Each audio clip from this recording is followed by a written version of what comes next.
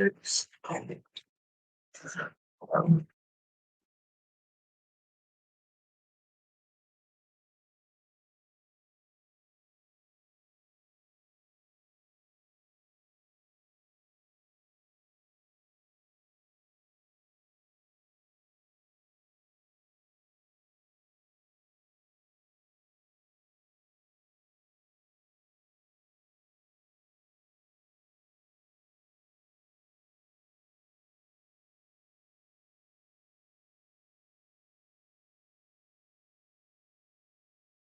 your time. I figure it out. I'm worried. Hey, Mills, McCall, Renee. Renee, I'm shipping your bowl tomorrow. And I know that I said I was going to ship it 2 days ago. But Wednesday's like my day off from the gym. So time feels less permanent, I guess. I don't know. Hi, Caroline. Hi, Olivia. It's on my, I have to return a package anyway. So it's on my list of things to do. I know you're not pressing me, but I want to let you know I got you.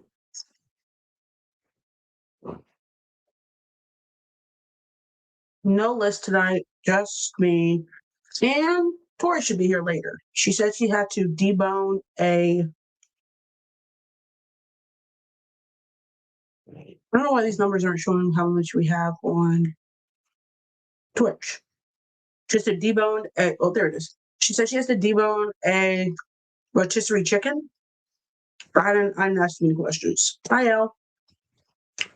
I saw your TikTok about Kurt trading the number 2 picks for Angel. I just had to put that out there. Sometimes, guys, with these takes, you got to put it out there so when it happens, you can say, I know you guys know what my plan is, but I got to let the world know that I said it first.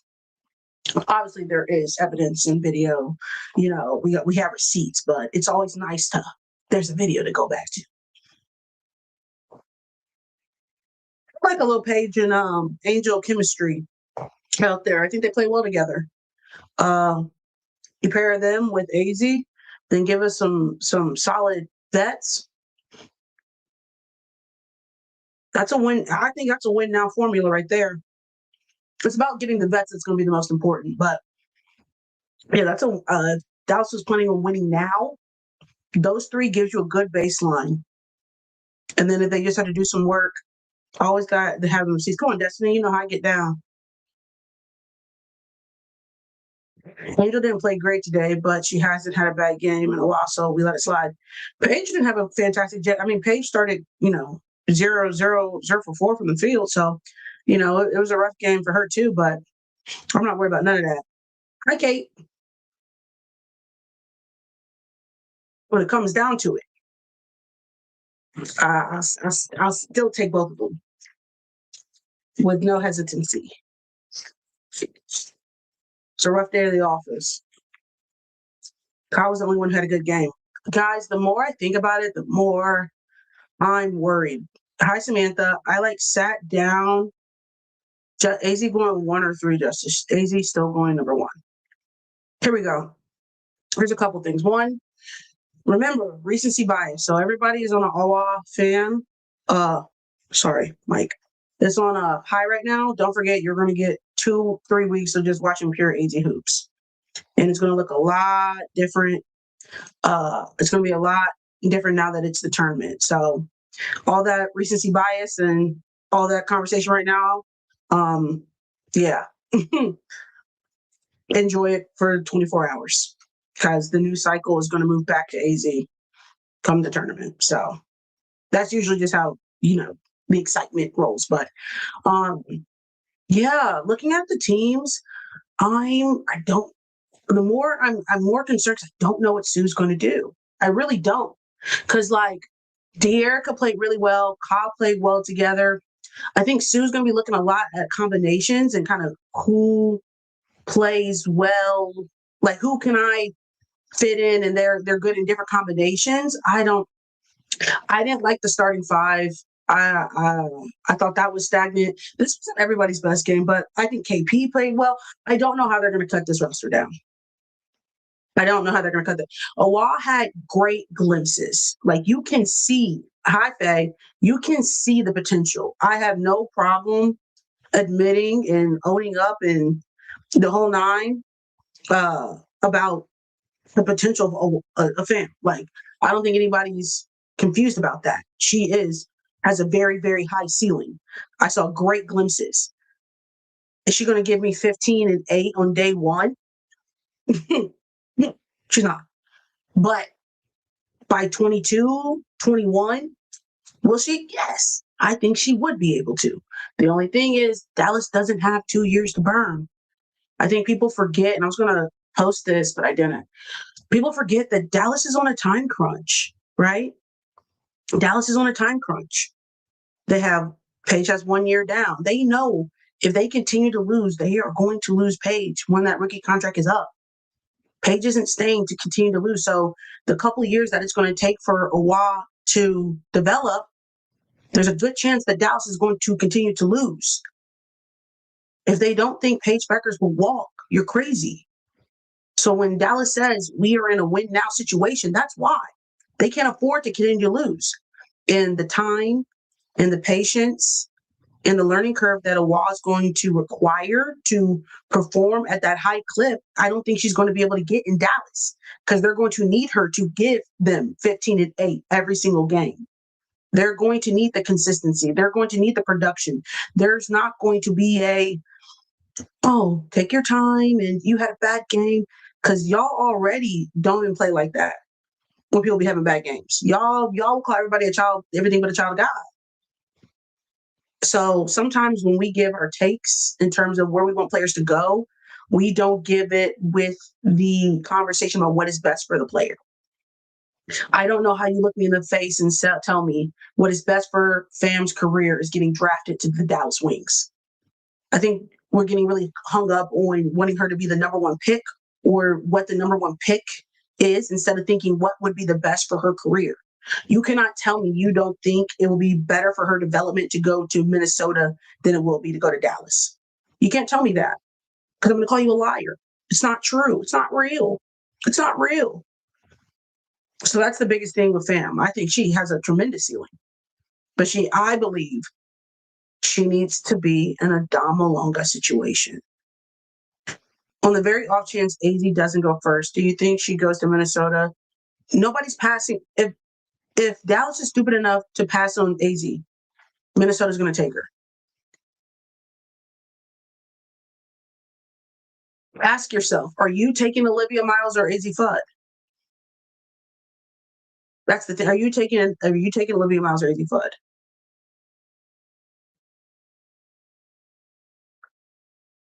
On day one, who do you think is going to be able to produce and have an easier transition, Olivia or AZ?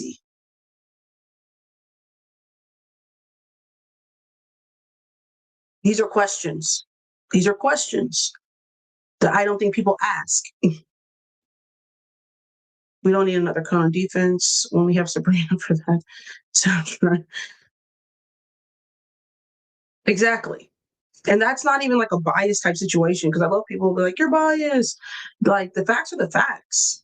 Both things can exist. According to Drafts Olivia, which is dumb. I don't trust mock drafts. I think I don't trust mock drafts. Mock drafts are just like people who are making the mock drafts are no better than us. They're no better than us. And I think sometimes when people make mock drafts, they're looking at, again, what do they want instead of thinking what do they think the GMs are going to do. I think that's where people go wrong with mock drafts. You're drafting based upon what you want. We want this player instead of drafting based upon what do you believe that the team is going to do. I don't understand how you sit here and you say, I think that the Dallas Wings are going to pass on AZ Flood, considering that one, I don't think that they're going to that one. They've been over evaluating Owakur, who's currently playing better than Owafam today and the production. Two, when they had an opportunity, who have they been beating down the door to go see? Who have they been having conversations with from the head coach? I haven't heard about Jose having conversations with Close, taking visits to UCLA to watch their practices. Have you guys? No. So in facts, those are the facts. Me giving my opinion, like, oh, I still think that Dallas is going to take, but nothing, no evidence has shown you that. So I don't understand. And I think that's where people aren't able to take their personal feelings from the takes that they make. Like, you want this to happen, but in real reality, the evidence isn't aligning with any of that. Nothing until this point has said that. The fact that Kurt had a choice between going to the Big Ten tournament and chose to go see a semifinal game of UConn to blow out another team. Mind you, he's already seen UConn play like 9 times this season. I have a hard time. I have a hard time believing it. So,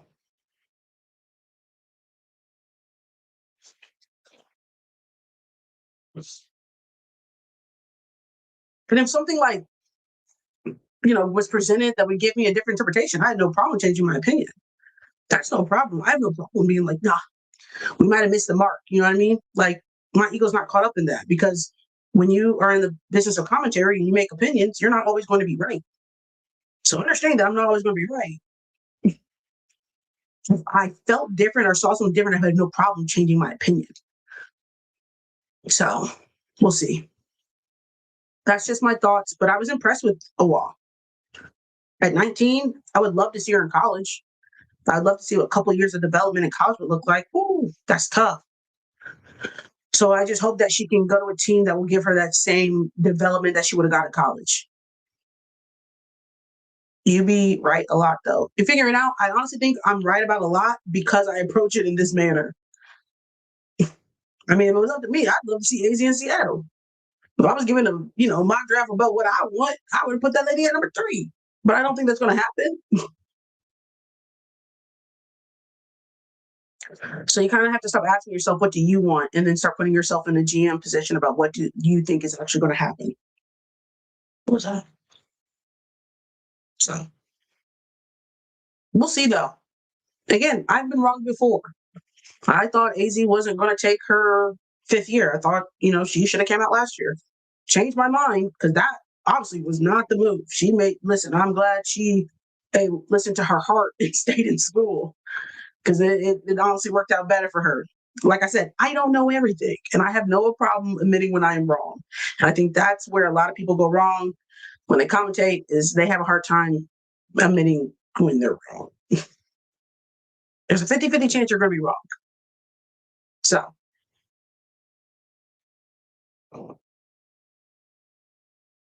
the thing about international players is that if they go to the NCAA, they can't play in EuroLeague no more.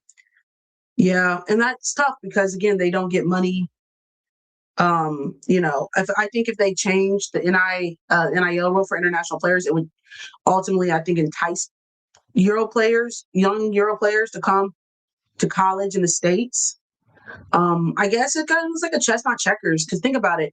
If you look at Blanca, the exposure that she's going to get at UConn in terms of being a household name by the time she's 22, she wouldn't get if she, some of this is the first time you guys saw a Awa play this year, Imagine if she would have gone to college for a couple of years. The notoriety, the same notoriety that our players get the 4 years in college, she would get the same treatment, that she can hit the ground running. Blanca is not European. Sorry. Just like everybody just plays in Euro basketball. That's my bad. Yikes. But you understand what I'm saying? That, like, coming over to the States helps with that notoriety by the time you do, that you are ready to get drafted. Which I also think can help you get drafted higher, honestly. Blanca has been playing in Euro basketball since 15. Justice, how's the job search? Are you doing okay? Yeah, it's going. It's going. We're still waiting on that one job. I haven't gotten worried yet, but yeah, they're just, I think, doing intro interviews with everybody else. I already did intro interviews. So we'll see. I'm not getting too I guess excited. Maybe excited's not the right one. Staying kind of, don't want to jinx it type shit. So we'll see. No big deal. Such is life. Renee, yes, but she's Ecuadorian. Interesting. Ecuadorian.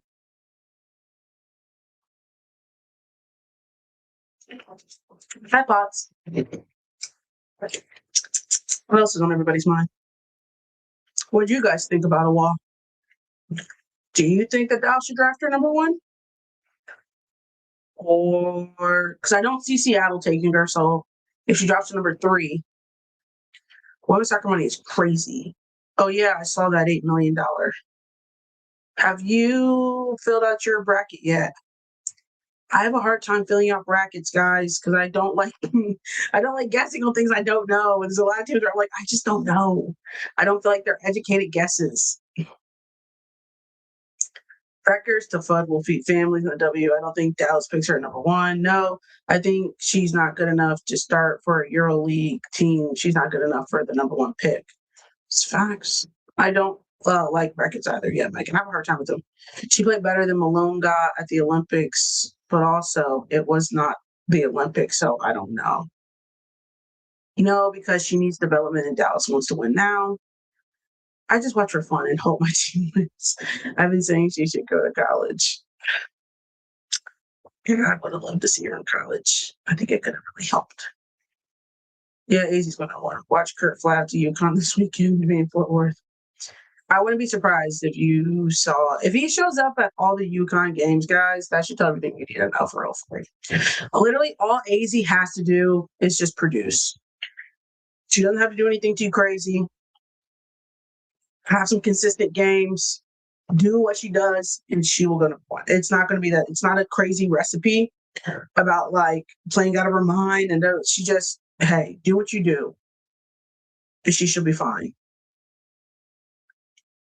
By the time a Waz developed, Paige will be ready for new contract. Pots. Bingo. I brought this up at the beginning, Pots. And then you throw on the fact that Paige isn't going to be cool with 2 more years of losing. So by the time she's ready and hit her stride, we just had 2 more seasons of losing. I'm up out of there, bro. And I think that's what people misconstrue when we talk about Dallas is in a win now situation. This is why.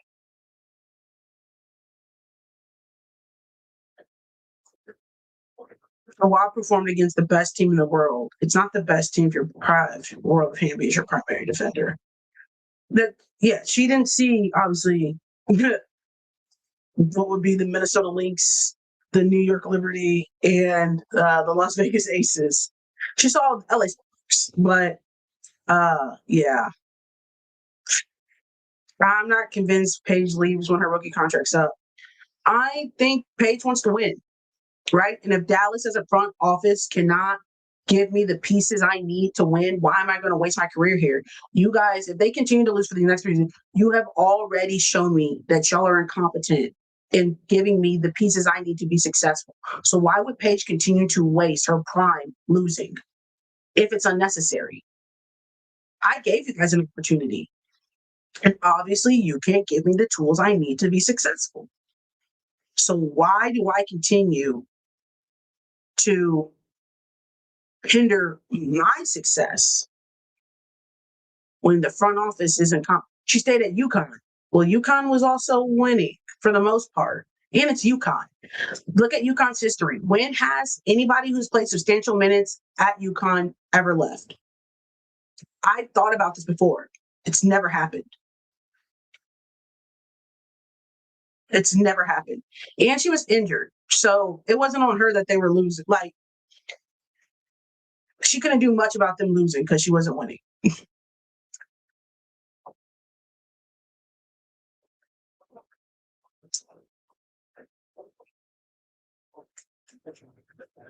So I think the UConn situation is a little different. She said in an interview she's enjoying improving things, the different challenge it brings, and wants to bring winning back there. They got 2 years to make that happen. That doesn't happen. What did his video say? If that doesn't happen, I can see her tune changing. I'm just asking, like, from my perspective, it's just, what else? What am I waiting for? What am I waiting for? When is the turnaround going to happen? I enjoy improving things. If things aren't looking like they're improving, what am I doing here? So at the end of the day, Paige, I think, wants to win. She is a winner. And if we're not talking about winning, what are we talking about? Vibes?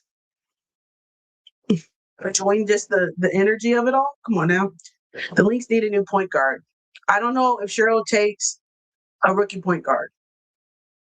I would have to let that one simmer in my spirit. Cheryl already is hesitant about rookies to begin with. So to give a rookie, an inexperienced rookie, without a vet to be learning behind,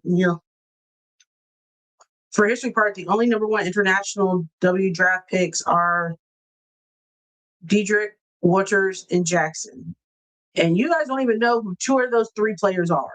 The only one you guys can know internationally off rip is Lauren Jackson.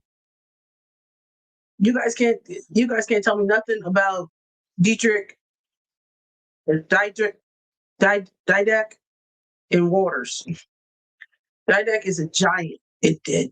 Like, he was talking about lottery picks. He reiterated how people are discrediting AZ and that she is definitely one. Facts. And then what annoys me the most about the Awaf fam, when I see people like talking about it, one thing that just irritates me is when they're like, well, she's only 19. And if she was 22 and in college, but she's not. But she's not 22 in college. We have to judge her based upon what we are presented with.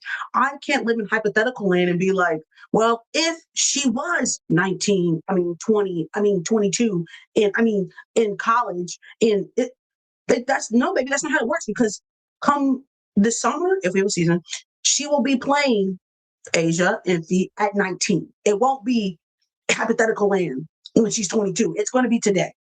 It's going to be today. It's not going to be tomorrow.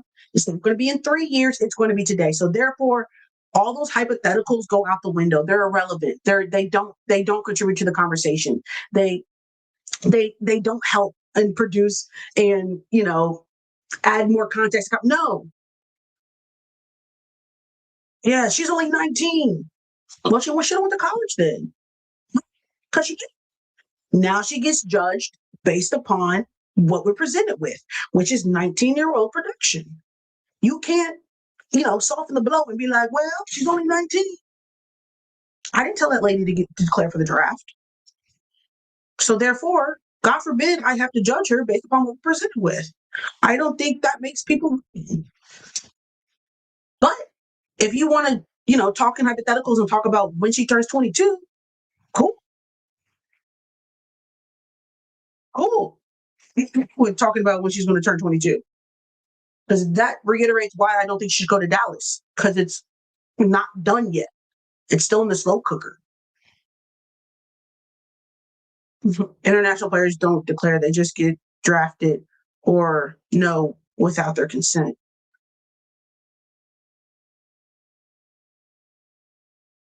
International players don't have to, well, maybe not, I don't know. Mind you, they were low-key trashing Dom. Dom got again, they were kind of hard on Dom last year. There's a lot of pressure that comes with being number 2. And if Dom would have been drafted to an ass team at number 2, I think y'all would have ate her up. I will stand on this hill. I would die on this hill. Dom being drafted to Seattle was the best thing for her career.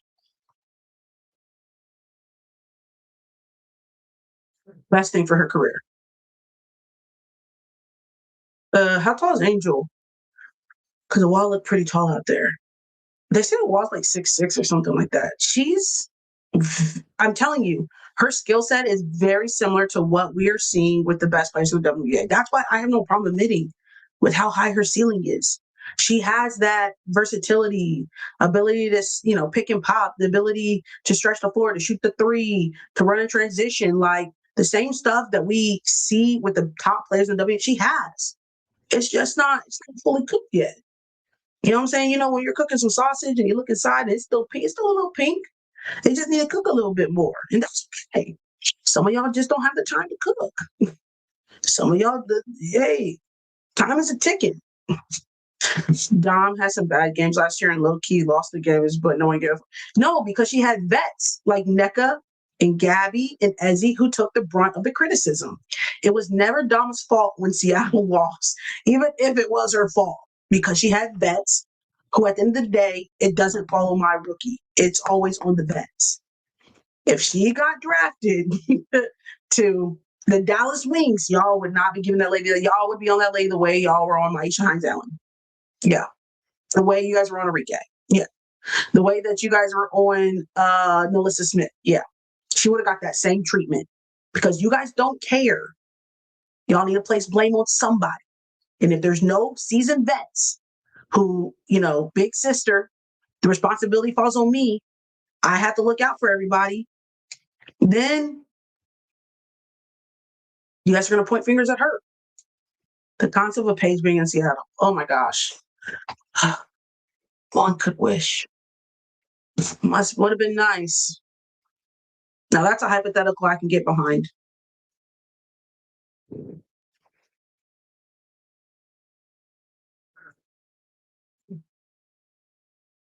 Damn you, Kurt.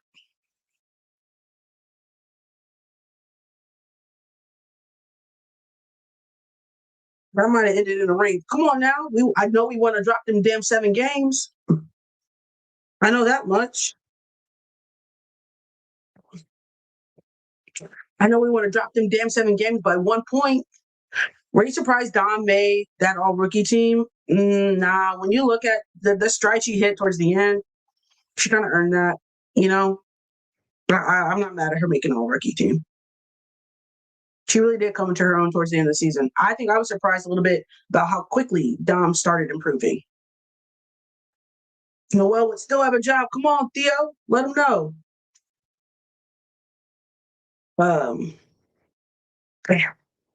It's so crazy. And again, this is why always so interesting when we talk about draft prospects, about how where you get drafted can impact so many other variables, like especially in basketball, in the WNBA, when we talk about curating teams, one little fix, one little draft pick, one little thing that's out of your control can impact the trajectory of people's careers.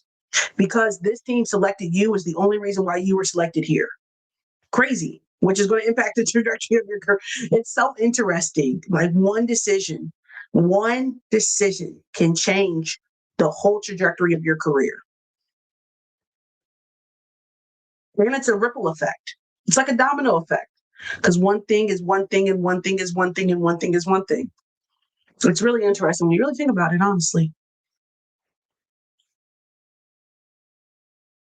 So unfortunately, we weren't that lucky over there in Seattle to experience Paige Beckers. Shout out to Dallas. Still pissed Dallas let VB go because the potential franchise piece right there. Captain Girl Boss, I don't think you were going to I'm going to use Megan Gustafson as an example, right? Megan Gustafson is a prime example of when you are in a different situation, it can bring out a different type of player in you. Yes, with Veronica, it probably always existed, but she was never going to be able to have that version of herself in Dallas. She needed to be in a different situation to get that different showing. I think you're going to see that with Ray Burrell if and when she leaves LA. I think you're going to see it if Megan Gustafson leaves. I think Megan Gustafson's would be fantastic on a team that doesn't have a bunch of killers, but needs a seasoned vet to be like a role player type deal. I think Megan Gustafson would be fantastic on an expansion team, honestly, because I don't see a lot of, a bunch of killers going to the expansion. I think she can play a valuable role in the expansion team. So with Veronica Burns specifically, sometimes something's wrong with you. You're just in the wrong environment, Not every system, not every team, not every organization is made for you to flourish to the best of your ability. Sometimes you have to have the luck of the draw and be in the right situation to get the best production out of you. Veronica Burton is a prime example. What you see with Megan Gustafson with because what y'all see from Megan is not what y'all get with the Aces, is it? Because I missed those games if it is. So that's what I'm saying. As in, sometimes you got to let them go to go to a place where really it's the best fit for them. Faye, please. I forget she's Spanish. So I was scared when I saw her today. She hit that three, and I was like, yeah, y'all finna get a different version of Megan. Megan do not be doing that with the aces. Megan get with that Spanish team, and it is a whole different Megan. There's a whole different Megan out there. What's Project B a scam? They've been very quiet. I don't know if it was a scam. I just think maybe some variables to get off the ground is proving to be difficult or more difficult than they anticipated. I don't know if scam because it's not like they were charging people tickets and things of that nature. Might just be a business venture that never was able to, you know, come to fruition. Would Ray fit in Minnesota? Who's still there? I don't want to see Ray on an expansion team. I think Ray would be great on an expansion team. Um, that's it. Okay, so with Minnesota, I think about what is because it's not always the same thing, right? What's her name? She got traded midseason last year to Dallas, right? Um, what's her name?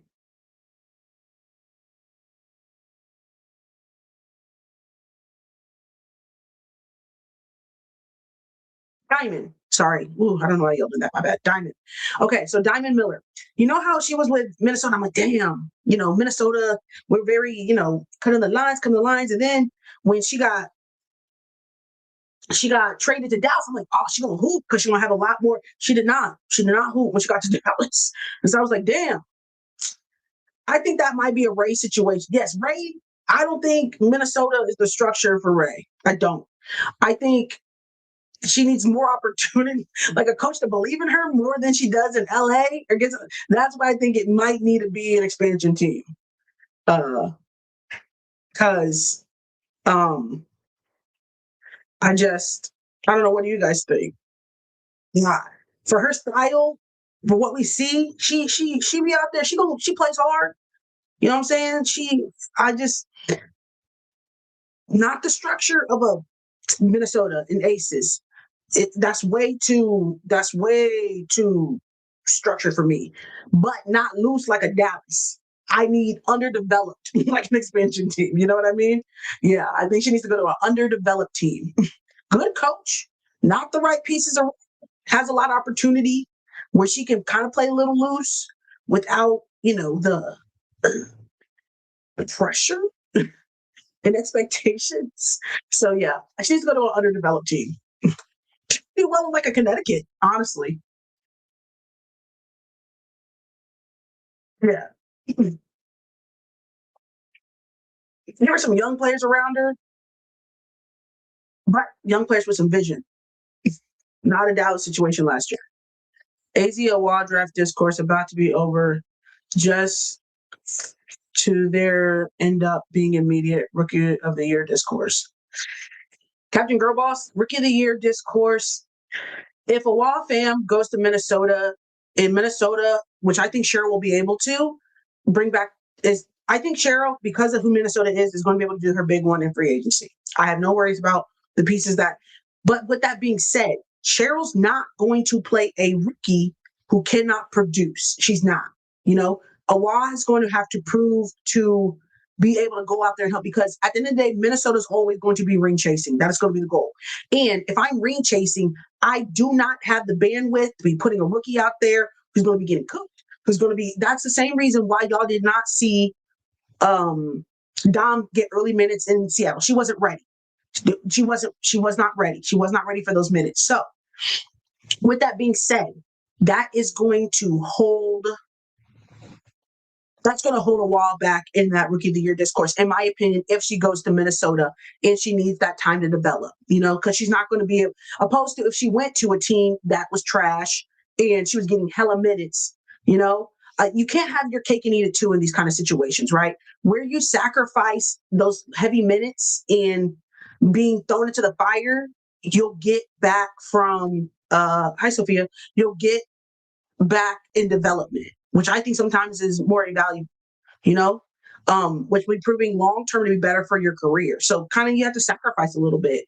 And I think AZ obviously is going to be put in and can go out there and produce immediately. So off rip, I would not be surprised if AZ is, early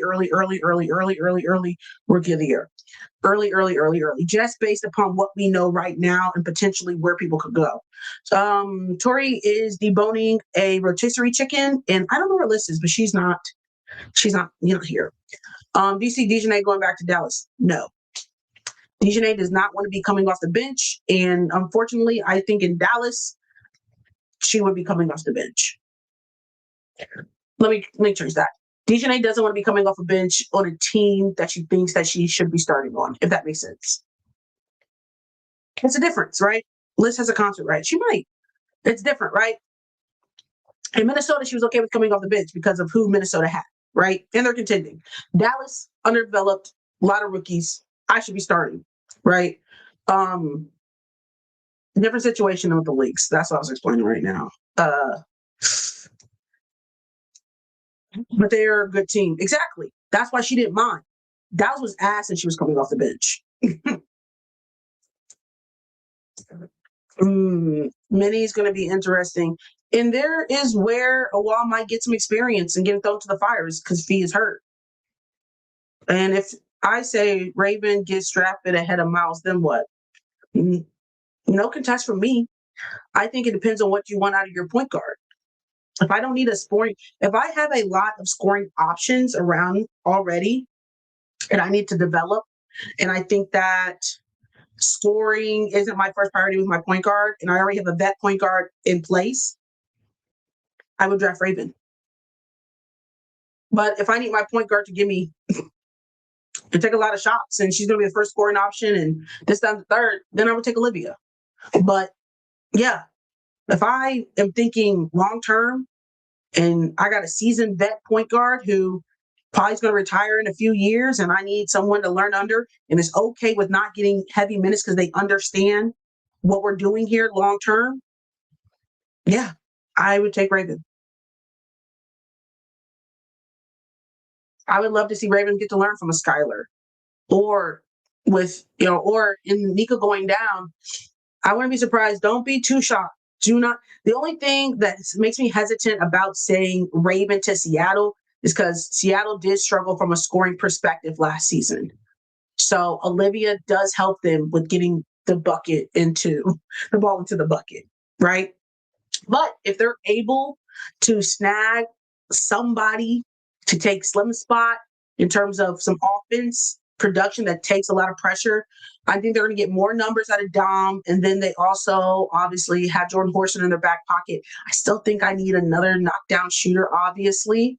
And I can see them sacrificing that number 3 pick on Raven, hypothetically, because she can learn behind Skylar. And then by the time Sky's ready to, I just don't think Olivia Miles is going to want to sit and play, bum minutes with a smile on her face. Raven to the Aces. I love that. I don't think Raven's dropping that low. But I love that. I would love Raven to get to learn behind Chelsea Gray. Do you think the Mystics take Flaw or Neepkins? Okay, so Captain Girlboss, I said Neepkins today. Like I didn't get very far in my draft projections. I literally only got one thing. Helena Pollo stuck out more than anybody for me. And she's a free agent. I know she got drafted and got waived. So I think I think she's be a good pickup for somebody. Honestly, I wasn't paying too much to their point guard. I'm not going to lie to you. I made my draft projections low key. Okay, you can't see this. I didn't get that far. I got Dallas picking AZ and Washington getting Neepkins. There's just too many hypotheticals for me to get. I think I honestly could see the Mystics getting Neepkins. I would not be surprised by that. I would not be surprised by Neepkins going there. Where will Hawkes go in the draft? I already said before, Kelsey, I think that those role players over there with UCLA, Neepkins, Hopkins, there's one more. Not Kiki. I'm not talking about Kiki. I'm not talking about Lauren. I'm talking about the other one. They're definitely going. I think Shakira leaves. Do you think that they draft and take Lauren? So I already got Kiki, and those are different skill sets between Kiki and Lauren. That's so young. I kind of wanted that post, honestly. That's literally everyone. Minnesota Mystics would, Mystics would just have to be okay with losing. Walker, thank you, peace. Um, God, it's so tough. What do you guys think? That's tough. There's just so many hypotheticals. Kiki can play the four. They're just so young. They're just so young. They need one thing about the WNBA is that you do not win championship. Like I know that they're committed to the rebuild, but damn, my starting five, has only had 2 years. Everyone has 2 years of experience. And then 2 years of experience. My most seasoned player. Like it's gonna be there's so many, they're so young. They're so young. I kind of would love to get a post player that is a vet, and then I draft Neekins, honestly. Lauren, okay, so Lauren's a little different. Lauren's a little different than a Wall because I think Lauren has a quicker transition than a Wall. Still needs development, but quicker transition than a Wall. So I would like to see her on a team that has still a seasoned vet, but a team that could utilize her quicker in terms of production wise. Mystics doesn't have that vet piece, but I think you could plug in Lauren and she'll be fine in terms of she's not going to give you 15 and 10, but she can give you you know what I'm saying? She can go out there and hoop. Um, I just, I personally, for her development, I always want to see talented rookies get a seasoned vet. And there's a difference too. Remember, I talked about this in another live. There's a difference when we talk about seasoned vets. There's a vet who's been there, an Asia Wilson, a Nafisa Collier, a Nneka Ogwumike, that have been MVPs, championships, a pro team. They can show you what it looks like, right? If I am a top prospect like a Wall, even Lauren, where there's a lot of hype and conversation, I want to go learn behind them. You know what I'm saying? You sending me, no offense, Kia Stokes, to go learn behind Kia is not going to help me. It's not the way that will. So if I'm Lauren, baby, send me somewhere with somebody that's seeing something. Send me somewhere with somebody who can teach me a couple things that I can learn from, that I know what it looks like to be a vet, knows what it looks like, to get it done at that level, to be the best. That's just me personally. So for Lauren specifically, I would love to see her, honestly. And again, it's so hard because free agency is going to change all this stuff. If I'm Lauren, again, and sometimes you got to be okay with not getting a lot of minutes. It's a trade. You be able to do the trade because some of these teams are on the list. You're not going to get a lot of minutes for real. But the learning, it's invaluable. It's invaluable. Nafisa Collier got to learn behind Sylvia Fowles. Do you know how that's crazy? Do you know how crazy that is? Send me to Minnesota. Come on now. Hell, send me the Aces. Love to learn behind Asia Wilson. Send me to the Aces. I want to learn behind somebody who was seeing some things. Hell, send me to New York. Stewie, I would love to learn behind Stewie and Jonquel Jones. Go learn from somebody who is seeing some things. Maybe me and you, you and me, Kiki. Kiki can't teach me nothing. She's learning herself.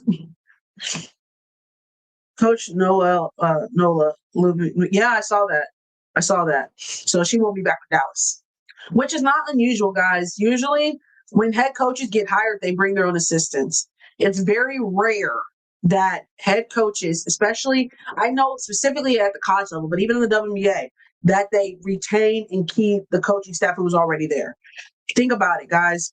When you're a head coach, especially a first-time head coach, you want to surround yourself with people you trust, people you know, and people that you picked hand first.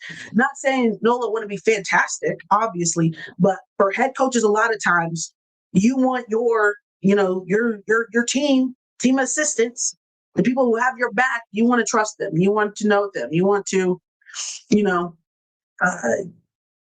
those are the people who are going to have your back. And a lot of times, think about your relationships and friendships and stuff, man. Hey, I'd rather have my homies here. For real, for real. I bet you're great. I don't know you like that. Hey, I bet you're fantastic. I don't know you like that. I don't know you like that. So that's why a lot of times when you see a head coach go, you're going to see the assistants usually go too. The Phantoms head coach was amazing. She deserves a head coach job position. She showed out. Facts. What do y'all see in Nola that I'm missing? She did a good job for the Rose, but she has no real coaching experiment. And I don't think. Chat? You think they liked that last year when Dallas Jesus was coaching, Nola was actually the one coaching. So like, when the president is incompetent and then he has other people making decisions for him. That's what they think was going on.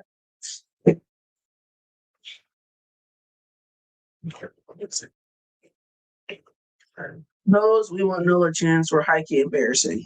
Yeah, Dallas Jesus. Yeah, that was y'all was mean to that man. So he did deserve a little bit, but damn, y'all had opposing people from other teams defending that man, telling y'all to stop booing. Come on, come on now. Yeah, y'all was wild last year. Y'all wanted that man fired so bad. That was crazy. I might have also wanted him fired. I don't know. I can't. There was just a lot going on. I can't remember.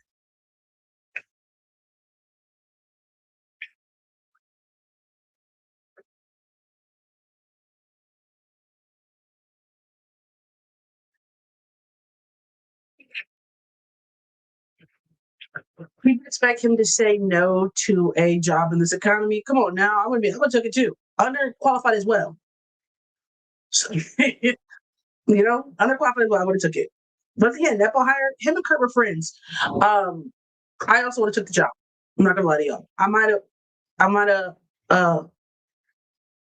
They want to subject a wall to this fan base. Oh, the fans were ruthless. That's why I'm saying, like, I'm protecting a wall. Do not send her to a team where they need her to put. Send her to Minnesota. Send her to Minnesota, and then because if she goes to Minnesota, all the hate's going to go towards Cheryl, right? Because they're going to be like, Cheryl doesn't play her. Cheryl should be giving her. Yeah, all the hate's going to go to Cheryl. They're not going to be focused on the fact that that lady is not prepared to be put out there. They're going to be mad at Cheryl. So I'm protecting the players at all costs. Cheryl can take the heat. She can. Send that lady to Minnesota, please. Yesterday.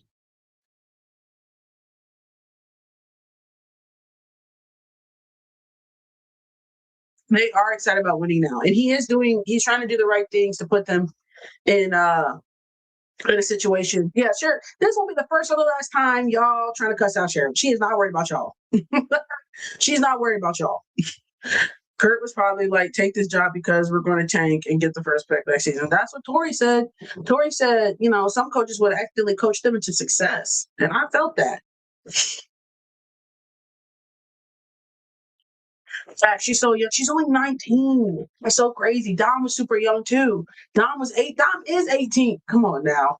No, Dom might have just turned 19. When AZ started on the Cheryl, if AZ didn't start on Cheryl, she'd be first off the bit.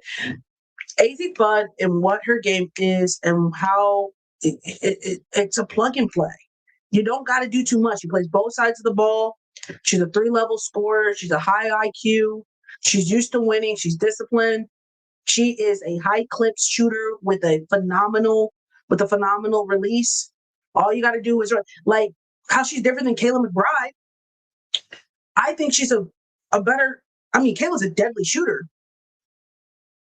Sorry for those different minutes. Kayla's a deadly shooter, but I think AZ's a better 3-level scorer. Dom just turned 20. Okay, she's very adjustable. I can plug her in because the question here, right? I always ask people, right?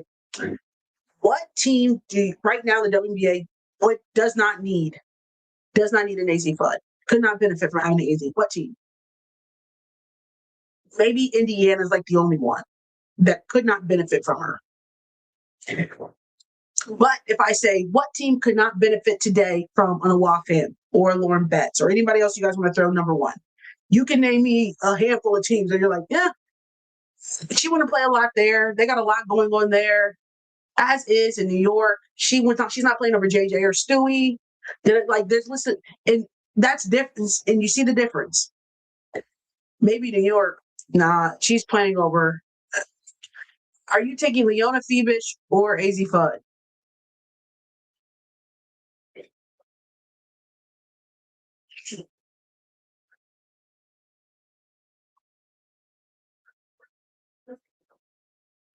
Exactly.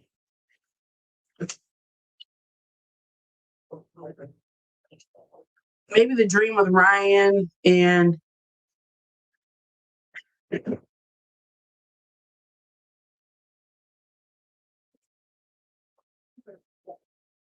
okay.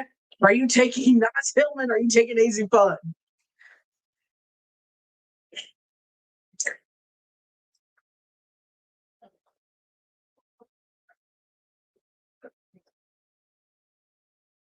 You feel me? There's a when we talk about that number, that 3-2 position right there on most teams, who teams currently add, you probably would take AZ over. I'm not gonna hold y'all.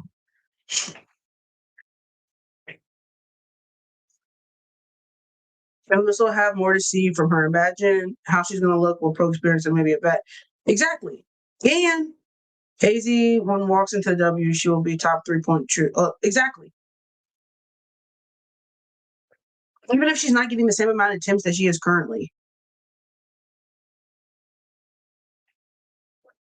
The plug and play is what's really makes her the difference. On day one. What time does the AZ talk in? That's what people are asking. They're asking the questions. I'm just answering them. If you want to talk about different topics, just say it. We're only talking about AZ because that's the topic that was brought up. There's no rules here. This is just, not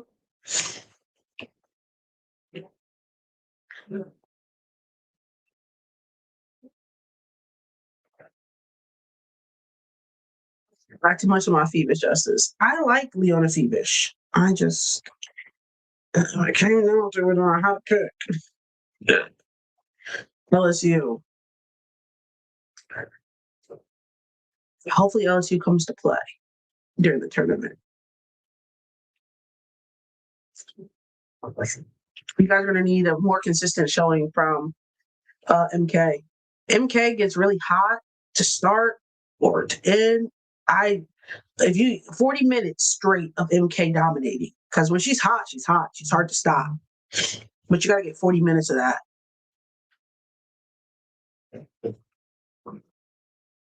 Hope Flaw has a good March Madness.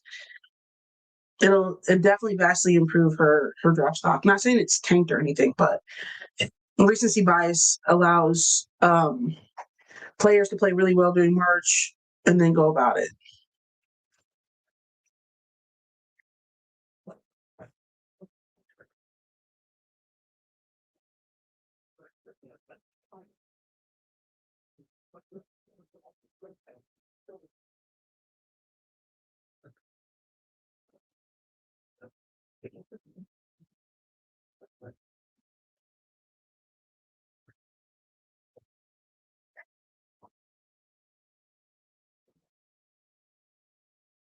Do you think Fall will show up at the tournament? She has to. Fall is a competitor, though. So, yeah, she knows when the lights are on.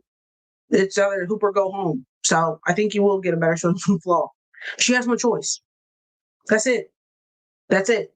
This is if you want, and again, you guys know how quick that they're having all this stuff turn around. You got to hoop. You have to.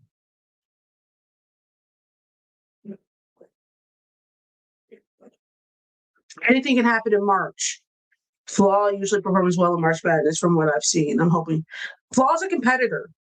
Flaw J. Johnson is a competitor. So she understands what's at stake. She understands that there's no bad game. There's no she cannot afford that.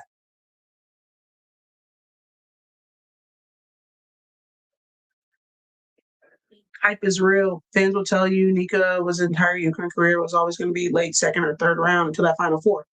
I'm recency bias, man. If you wanted to raise your draft stock, baby, somebody talk to Sarah Ashley Parker and ask her if there's recency bias. Someone talk to Ari McDonald and ask her if there's recency bias. Somebody talk to the chick that got drafted to the Aces from Alabama and tell me there's no recency bias with the tournament. Come on. I did not, Renee. Hoop during March. I beg of you to hoop during March. The worst thing that you could happen to you as a potential draft prospect is to get sent home early in the tournament because you're out of people's mind. Mind you, Aaron McDonald went number 4 in the draft, number 4, and it was only because Arizona made it to the national title game. Recency bias. Every single time is going to do it for you. So ignore everything that just happened in your season. Come out here and hoop during March. I promise you. I promise you it'll do more. It'll do more for the trajectory of your career.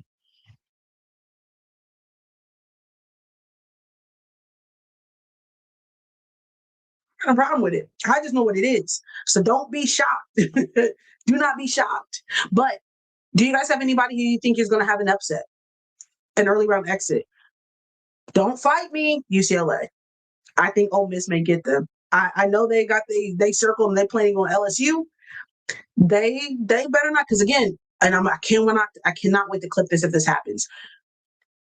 Coach Yo said something in an interview along the lines of like, it was a close game they lost, and she said, "This is not preparing me for right now. This is going to prepare us for March." And I'm not talking about the tournament. I'm talking about the NCAA tournament. This game is going to prepare us for that. I hope UCLA is not looking over Ole Miss, because the Big Ten is a lot different than the SEC in terms of physicality, in terms of uh, the whole nine. So, with that being said, I just think if I was Corey, and I've said this in a video before, I would stop talking. Like, I would, because again, even if she didn't mean it like disrespectfully, like as in we don't respect LSU, no one cares about that. They don't care about that. All they heard is you wanted us because you don't think that we're that good.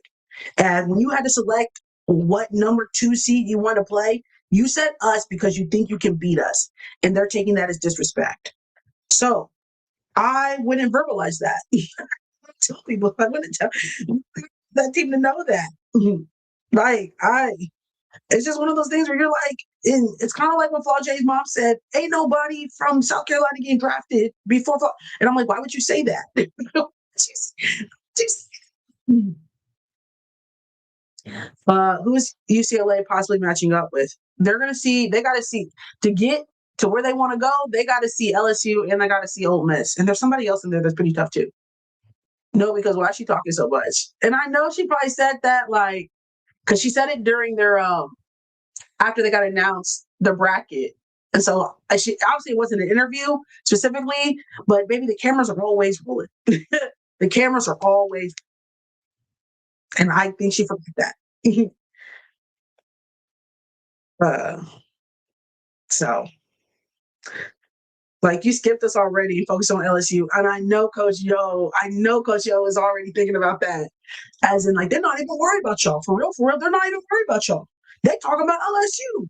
They're not even worried about Ole Miss. Like this is what she's telling her players. She's hyping them up. They don't respect you. Hey, they don't even think you're a problem out there. Cody, for real. I know Coach Yo was, hey, they don't even care you're in their bracket. They already got y'all crossed off. Yeah. It's going to be South Carolina in the Final Four, right? If they win their games. Yeah, South Carolina's going to have to beat UConn. And so I got to see some more consistency from our South Carolina girlies. Because sometimes UConn's defense is going to stifle them, in my opinion.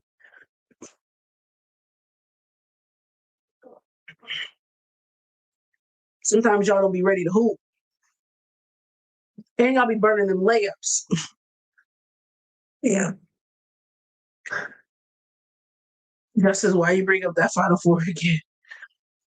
That'll be a crazy Final Four because anything fun. That is my favorite meme of Dawn. Like, because that ass. We need better layups and free throws to be consistent. What's to the point where y'all gotta stop talking about it? Like, baby, y'all, if you don't have it, you're not gonna get it.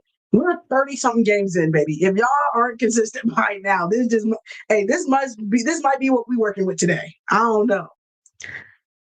Um, Don better control his facial expressions because the cameras are always rolling. I told y'all. Who do you have winning, Texas or UCLA? I have UCLA losing to Ole Miss, actually, so I don't think they're going to get there. Yikes. My bad.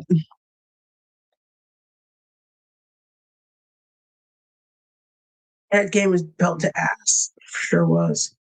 And guys, you're like, it's not important. But you know how they say, like, everyone's bringing back their alumni to help them develop. So Baylor brought back, Brittany Griner. Asia's probably going to be with South Carolina. And Paige, now that she's done, will probably be with UConn.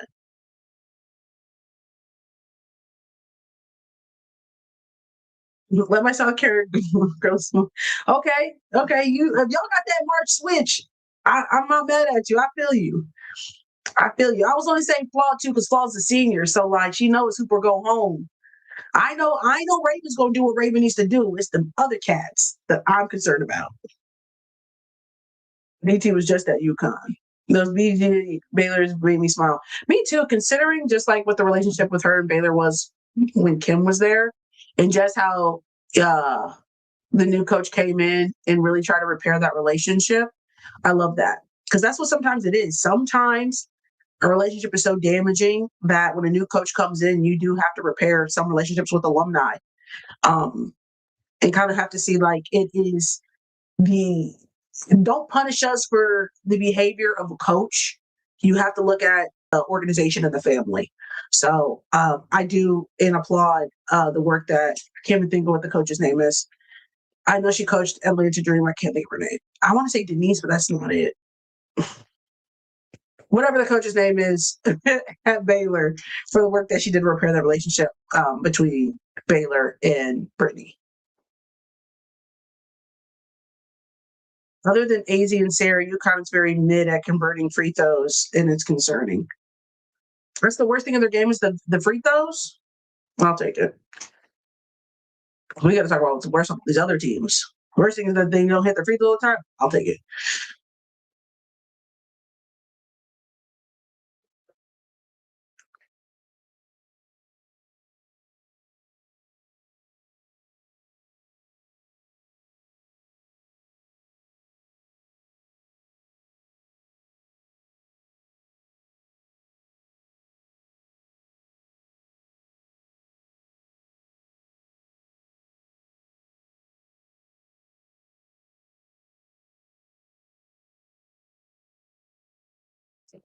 Wait, Caitlin Clark got MVP. I think it was fan voted.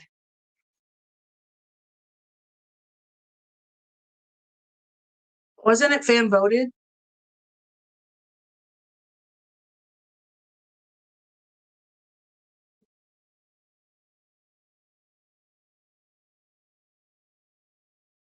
It wasn't fan voted. It wasn't fan voted.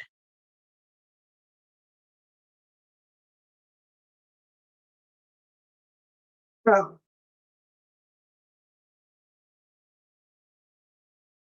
it was coaches and media. Damn. Y'all thought she had an MVP tournament? That's crazy. Not crazy, but like, that's kind of crazy. She led in the most stats. She led in a, did she leave an assist? Hey, let them racists, hey, let them get them jokes off, man. They gonna hear the end of it. Hey, they gonna go crazy. Hey, they gonna go crazy. Ryan had 2 player of the games.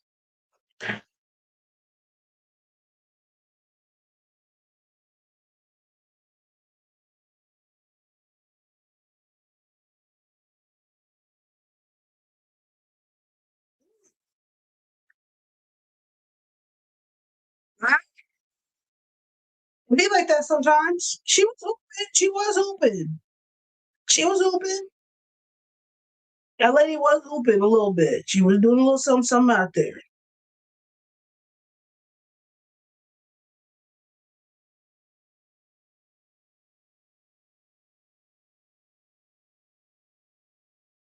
She was doing a little something out there. I can't behold her. She was doing a little something. Not too much though, but she was doing a little something. Ryan did struggle today. I think if Ryan would have hooped today, that it would be a different situation. But did anyone else hate the announcers? Yes. Yes, I did.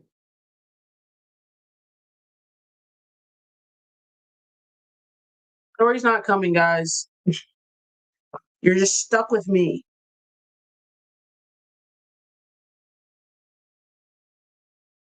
She said things went wrong in the kitchen. Now, I don't know what that means in terms of what could possibly go wrong.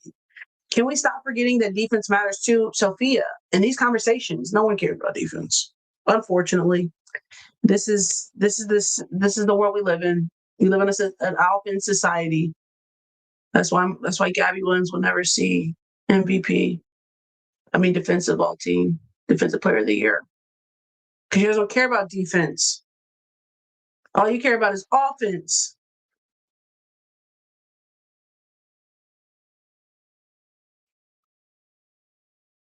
I'm not shocked.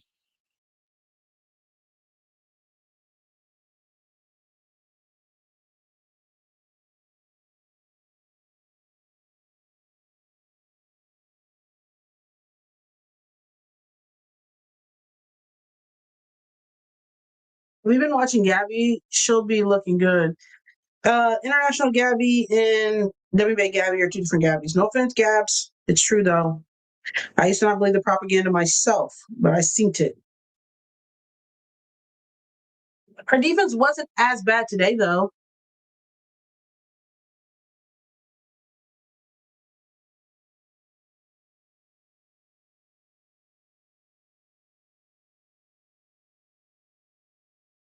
She was trying to do something out there. Gabby be playing. She be playing. She got that Megan Gustafson over there in France for real, for real. I saw clips of the AZ one when it was her dad. Um, I had to look up why she was not playing today. Hope it's not serious. Gabby be playing good in France. She do. She be out there hoping in France.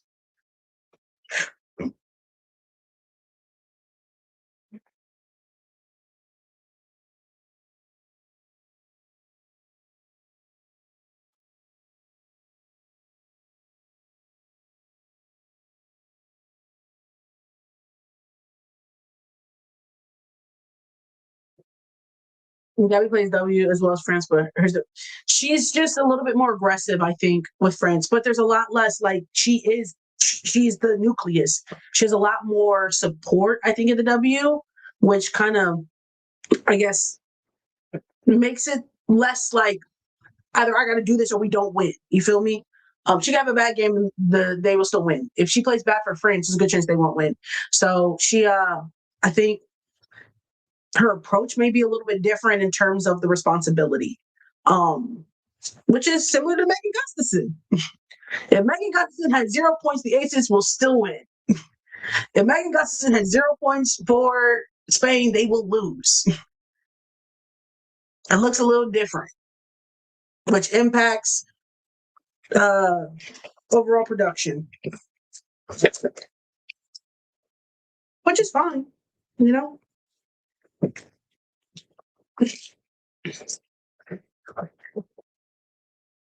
Not true. No lies detected. Plays more aggressive on both sides because people has allowed her to be. Facts. I don't disagree. All my rookies got to stop looking at the ref every time they don't get a call. Paige, Caitlin. I don't know if Angel did it. Yeah, Angel did it a few times today, baby. You're not getting that call. Get back on defense. Damn. And one more time that the young intern, the young kids, my young bloods, my youngins, look at the ref when they didn't get a call. Please don't piss me off. All three of them. And y'all know Kate gonna do anything, baby. She's gonna look at them damn refs. Like, bitch, you missed that call. Man, they're gonna throw their hands. I'm looking like, damn. Baby, no call, play on. Young and Turk proved themselves this week. They're still young and raw.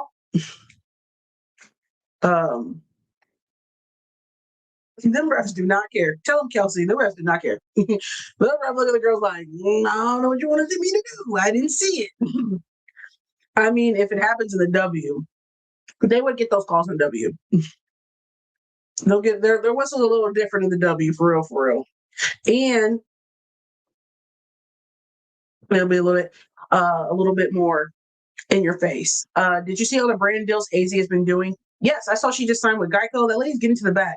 Again, look, Bobby, you're gonna get me cussed out on this internet about bringing up AZ again. Damn. All the AZ fans be in the chat. I know that's right. They gonna go up for their lady. That's the propaganda I expect. Control the narrative.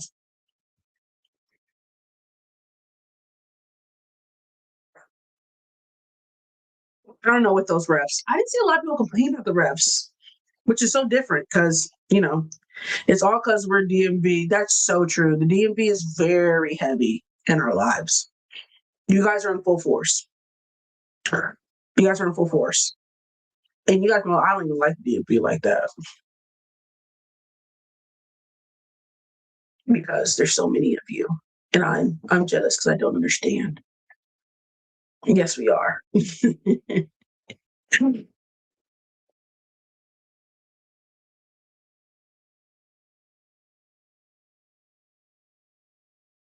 Wow.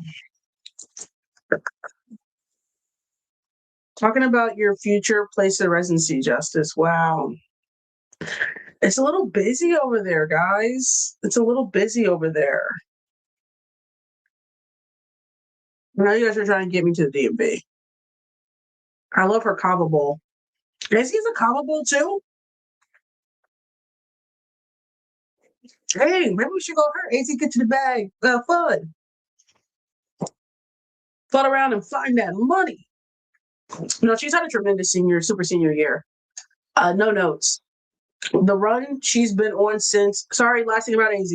The run that she's been on since the national tournament, chef's kiss. I would want to create a blueprint from a marketing perspective of how she is executed here from that time to now, because she's done, her team's done a phenomenal job. That's the last thing I'm going to say. You don't want to be trapped on interstate on the way to work with the rest of us. I'm going to pass. Honestly, that sounds like so much fun. I love that for you guys so much. You can go to a game with me if you come this summer. Lauren, okay, hear me out, right? Have you seen how crazy the airports are? That has deterred me. And I was planning on going to Mystics game. I wanted to go, I think me and Liz were trying to go May 29th because there's a Spirit game, I think, on the 30th. But have you seen the airports recently? It's never that deep for me. I saw the airports recently and I said, I don't think I'll be flying anytime soon. I can't do it. I can't do it. This lady was in line. It was all the way out, wrapped around the bill. I can't. I can't. I can't. Her fan, yeah. And then you guys know her fan, but you gotta take the good with the bad. And the fans are crazy. The fans are crazy. It was embarrassing.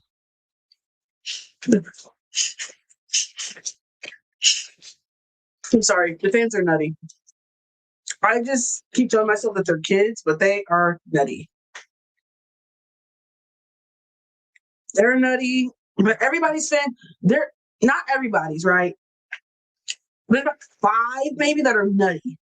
I don't think Asia's fans are nutty. I think Asia's fans do more just defending Asia and her legacy than like projection and being angry. So I don't think Asia fans are nutty. They are more concerned about that legacy and making sure y'all put some respect in that lady name. But Caitlyn, Paige, AZ, nutty. Nutty. Batshit. Crazy. Nutty as hell. Loyal. Loyal. Nutty as hell. Not all of them, too. Let me just say that again, because I know y'all be like, because I know it's not all of y'all. But the ones that it is, nutty as hell. Loyal. Nutty as hell.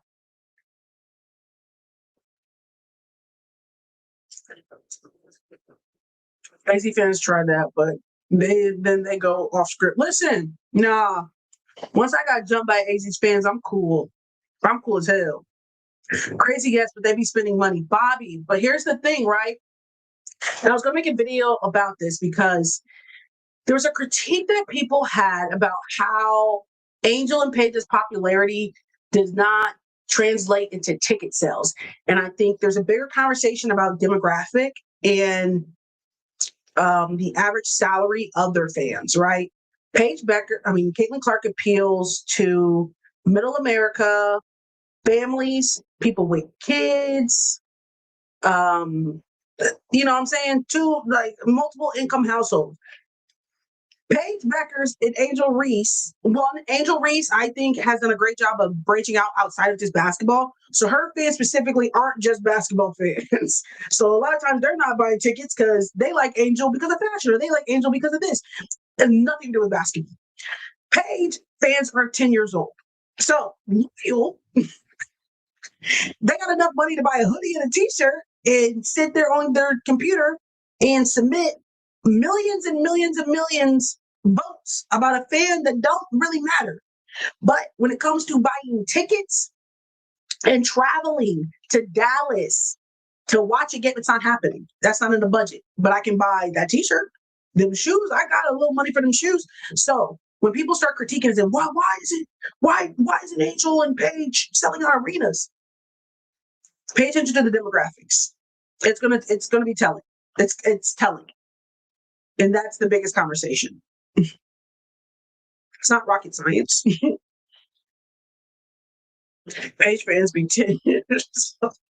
They be like, or like 20, like early 20s, 18. You know what I'm saying? And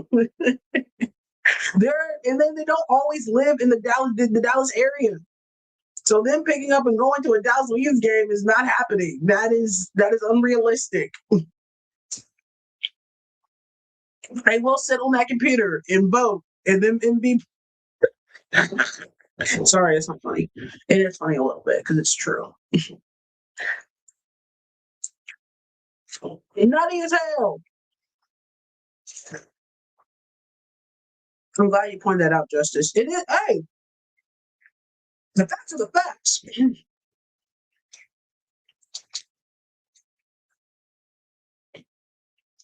I told y'all, I live in the Midwest. You have to admit those Dallas games weren't worth watching, Bobby. But I think think about it, when LeBron was playing for LA and LA was trash, but everyone thought he was retiring and he went on that tour, people were still selling seats. Like even if Dallas was trash, I think if Paige only has stuff to blame for them 13-year-olds, she was feeling herself on them TikToks in 23, 24. She knows what she did.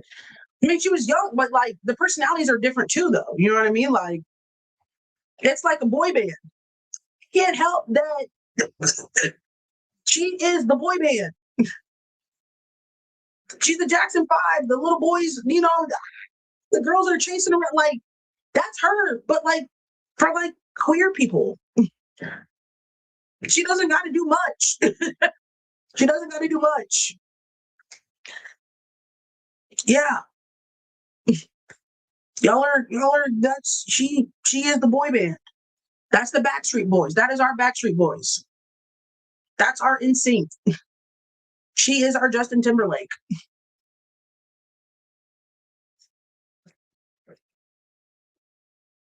Where do you get those fans? Because again, true, Bobby, because eventually 13-year-olds turn to 25-year-olds with jobs.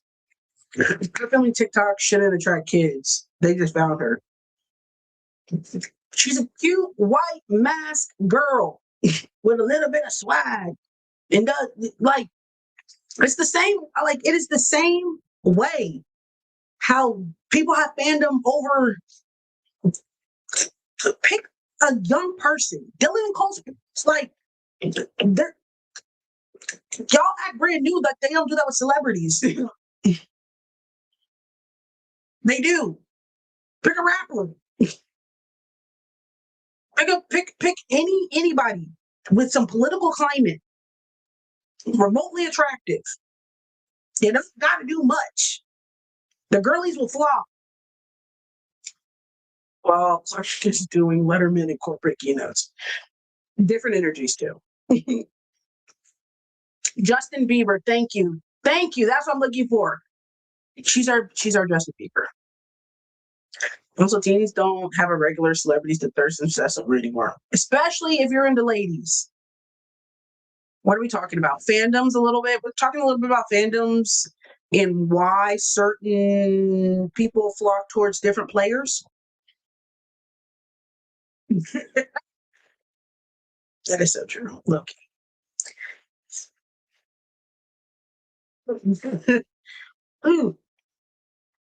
Yeah.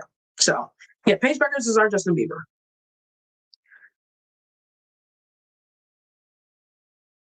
I can't think of any celebrity who's similar in like nature. Shawn Mendes. See, I'm a little too old. I understand the Belieber. I wasn't around for the Shawn Mendes era. I think I was like in high school by then. But I think I understand what you're saying. But that's just the difference in fandoms. It makes sense when you really think about it. And it's not personal. It's not an insult. It's just the reality of the situation. She's just Angel is Zendaya. Perfect. I'm not mad at that. I'm not mad at that.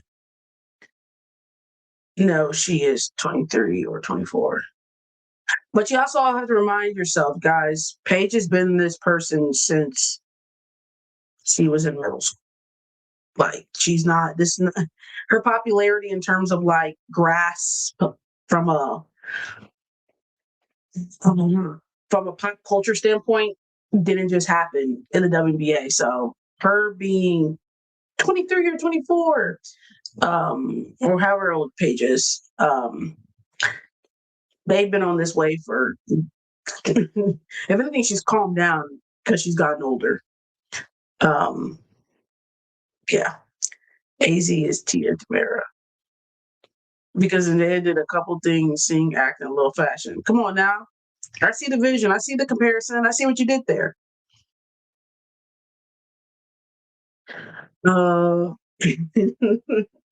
Tia Tamara is crazy. Not crazy, but that's funny. I'm not mad at that one. It might be a better one, but I see what you're trying to say. I see what you're trying to say. But yeah, hopefully, and that's why I think if we create like a transformer over there in Dallas, it'll hit different, you know, where they lack people with jobs in their fandom. Maybe if they combine all three together, they can make us, you know, come on, we just gotta combine all fan bases together over there in Dallas. I told you I live in the Midwest, baby. I've seen the Caitlin Clark effect up close and personal. That's not a lie. That's not. We can say what we want about Caitlin, this, that, and the third, baby, but that Caitlin Clark effect, that shit's real. I told you I worked at basketball camp. They said they had Jersey Day. All these kids. I saw there was at least 50 little girls in some sort of Caitlin Clark attire. Some sort. Some sort. I was shocked, but I was like, damn. Nah, that shit's real. That shit is real. Now there's only like, yeah, no, it was real. It was real. It was real, it was real, it was real. Yeah. And those are the people, and those are the kids. Because I'm looking at income of those kids. Those are the kids whose families are going to buy the tickets and take the trips, and we're doing this, that, and the third. Very interesting, ladies and gentlemen, thems and theys. Everybody under the sun. Very interesting. Mm-hmm. Somebody should write a paper about that. You're welcome. Get down to the nitty gritty. People in my world that know nothing about no Clark. And it's so crazy too, because Lauren, if they watched basketball, they would understand what we talk about a lot.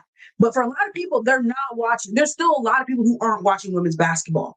Like when they ask the men's team, like name me a female athlete, and like 7 people say Caitlin Clark, I'm like, oh, they're really still not watching women's basketball. So yes, the league is growing and popularity is growing, but a lot of times people are still only knowing from word of mouth. Yes, I think from a fan standpoint, we have been able to educate people, but the casual fan who know nothing about women's basketball, for a lot of them are still on the Kool-Aid. For real, for real. It aren't watching to know more players, unfortunately. Um, because they would know, you know what I mean? But like, there's so many more players than Kate. Not gonna lie, I didn't know Clark until the LSU game. That's how I got introduced to Angel, though. Well, here's the thing, guys. I remember, what was it, Caitlin's sophomore year? I had heard people talk about Caitlin. Like, well, you know what I'm saying? She doing shit I ain't never seen, da da da da. I said, I'm not trying to hear all that. I'm not trying to hear all that. She ain't like that. You know what I'm saying? She ain't like that. And like, no, I'm hearing rumblings. I'm hearing rumblings, but everybody's still on that UConn tip for real, right? So I said, you know what? March Madness is around. I'm gonna tune in. I'll watch. I said, I owe that lady apology. I do, because I ain't never seen that shit before. Like I had to give that lady her once. I understood what they were talking about. I ain't never seen anybody pull up fresh 30 seconds on the shot clock. Shot from logo. Make it. I said, ooh, she did. Oh, I said, that's different. Did it again. I said, ooh, that's real different. A lot of times for elite basketball, you don't see that level of green light on most players. You don't see it. Seeing it up and close in person for the first time, you can't even deny. I said that's my bad. I got too much dip on my chip. I might have. I get what y'all was saying. Y'all wasn't lying, and that's just what it is. I'm looking at my fave soccer players getting major bags, and then look at my basketball faves getting pennies in comparison and the salaries. But here's the thing, right? You see one player in WSL, they're getting bags. You know what I mean? Because again, their money looks different. Hopefully, with the CBA, we can see all our players' salaries look similar, because there still are some players in the NWSL who have to work 2 jobs. WBA doesn't have to work 2 jobs. Now they do got to play. They got to play, and XYZ.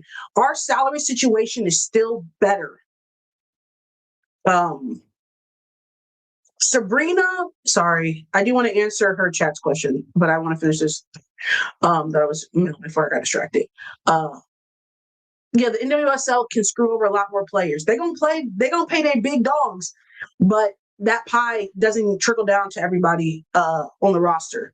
So we're in a better situation salary wise than the NWSL. But I feel what you're saying, because we ain't seen nobody make $8 million yet. But we're gonna see a lot more people get taken care of in the WBA than the NWSL as of right now.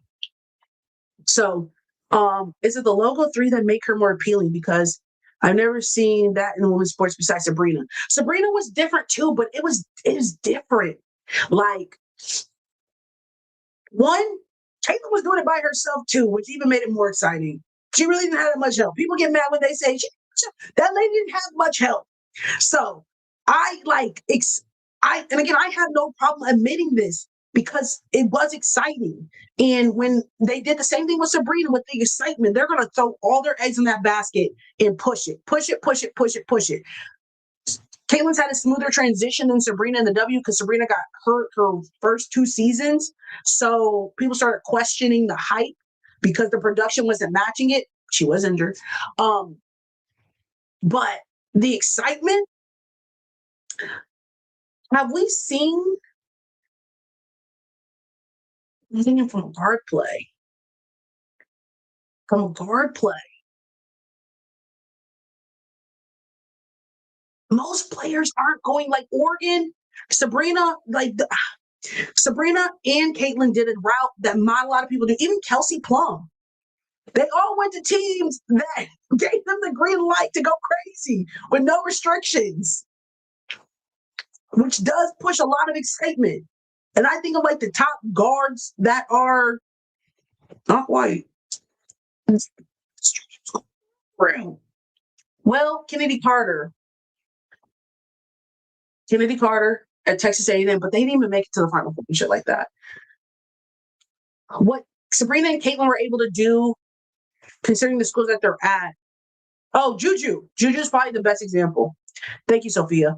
And you guys see how we throw our card behind Juju in terms of the exciting basketball? It's similar in that capacity. Thank you. Gosh.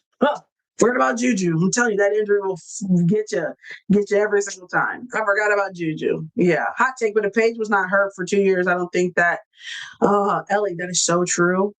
And nobody wants to do it. Hannah Hidalgo a little bit too. Yeah, I see Hannah. That glimpse of that dog. Yeah. Juju has to do everything and can do everything. And she's nasty with it. People like nastiness. They do. They like the oohs and ahs. Why'd you think And One Mixtape was such a popular TV show back in the day, baby? They want to see the highlight reel. People don't like fundamental basketball. They like the highlight reel, even though fundamental basketball is essential. Sarah Strong is phenomenal. Sarah's gonna not give you a lot of rah-rah. She's gonna get it done. Fill that stat line. You won't even realize she smacked you the whole time. And till you look at that and you saw Sarah is not. Oh, you don't look at people like Allen Iverson. They do. They don't want to go see what is Tony name anybody on the Spurs. Name anybody on the Spurs. That is fantastic basketball. Fantastic. What's going to get them fans in them stands, though, is that Allen Iverson. And that's where the disconnect is. So people ask, Tim Duncan, thank you, Timmy. Timmy. So that's where the little difference is a little bit, I think. So it wasn't just the logos, it was all of it. It was all of it. Because Kate, the difference and the different things too between like Kate, even like Paige for real. Paige will do a little bit, but not too much. AZ, Sarah, all these. Paige is sticking out Caitlin's sticking out her tongue. She's throwing up the three. She's screaming at the crowd. She's doing the fool out there. The crowd's going like they're eating that shit up. Sarah's going to dog walk you and give you one of these. And then get back on defense. Like sometimes, yeah. So it has sometimes nothing to do with the production on the court. It's all of it. So like Flaw, a little bit like Flaw, yes. People like that. Fans like that. It's crazy. They eat that shit up. Not the blank look. Look, you don't even know. You don't even realize what she just did. She didn't even smile.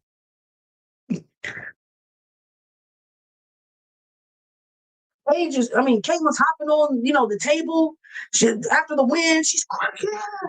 Yeah. Sarah Strong would never. Let's be her. So it has all of that. It has like the whole thing. That's what people like. That's what they eat that shit up. That's what they're going to watch. It's doing shit that is not really fundamental. Like, I'm surprised you're doing this. Yeah. So, because I love when Angel gets hyped. Come on. Sarah, give him a thumbs up.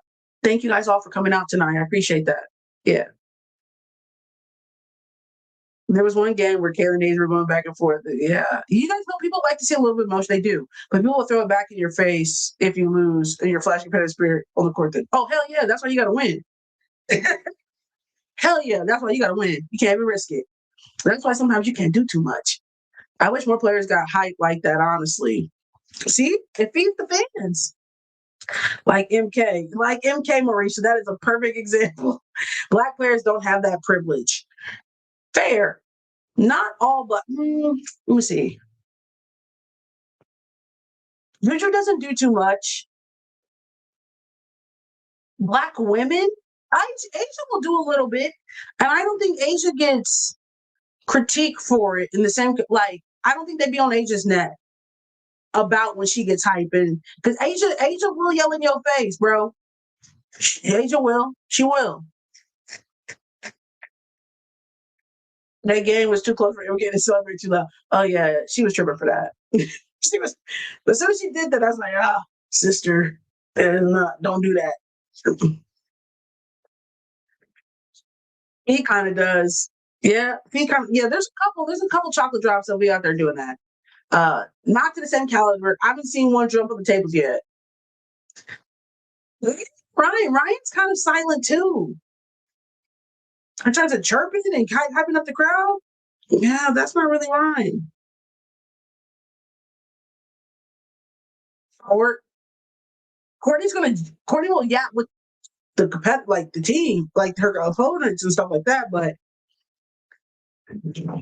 no one, I have not seen anybody do the same type of shit. The closest thing is probably Asia.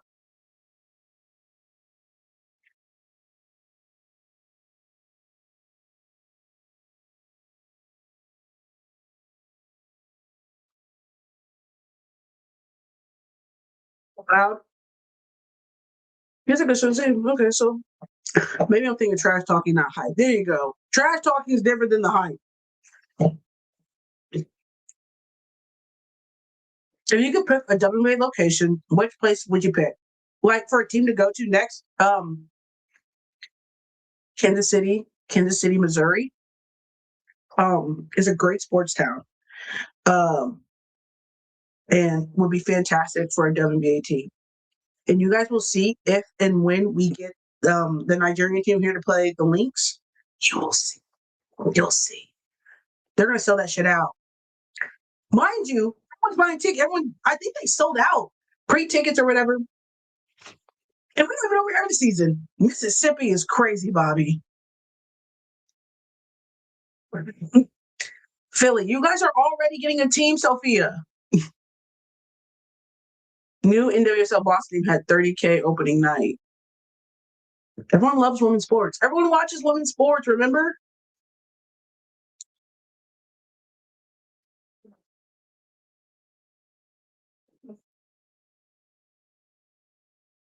Let's get another one in Canada. Laura, let's see how y'all do with the first one before we start giving y'all two. I'm not in Philly, but Philly's already getting a team. They asked, where do we want to see a team go to? I think that was the question. And you said Philly, as if they're not already getting a team. Hell yeah, put one in. I would be mad at Florida getting a team. I wouldn't be mad at Florida. Apparently, Wings will be playing home games in ACC in 2027 season. Did they just announce that? Because I know that they were trying to move into the American Airlines or whatever, their facility, whatever. Um, I hate broke people. Boston. If it wasn't for Adam, you guys would have a team. I just saw a Take Flight account. Take Flight was making me mad with the Law fam takes. Any, let me ask you. I'd be having to delete tweets. I do. I'd be having to delete tweets. Because I'd be really wanting to like go back, but I was like, I really don't want to do the back and forth. And I already know if I say anything over there on X, there goes my whole day. There goes my whole day. So I just take that shit on the head and keep it pushing. But I save all, and then I just save those conversations for this. You guys get everything I want to say in a tweet that I can't say in 180 characters. I be wanting to. I'm glad I wasn't the only one making head. He's on thread saying the same thing. Again, when people say dumb shit, I'm like, you guys are just thinking of this from a personal standpoint. Like, you guys would know it was me because anything that burner account would say would be the same exact thing I would say in these videos. You guys would be like, damn, there's somebody on Twitter, Justice, who's taking all your commentary from your video. No, it's me. It's me. It's me. That's why I don't have a burner. Because everything that person would say would be exactly what I would say on the clips in the lives. He'd be switching his takes. It'd be irritating me. I'd just be like, I just wish people would give takes based upon logic, not feelings. I'd be using the block button on option opinions I don't like. Yeah, I didn't block him because, like, I'm gonna make sure to screenshot your tweets, Justice. If you know, I don't tweet a lot on X. I really gotta be mentally prepared if I'm gonna tweet on X, and I have to ask myself, like, are you prepared for this to blow up? And a lot of times the answer is no, especially if I feel like you might delete it. Yeah. And then I'd be like, okay, are you sure? And a lot of times I'm not sure.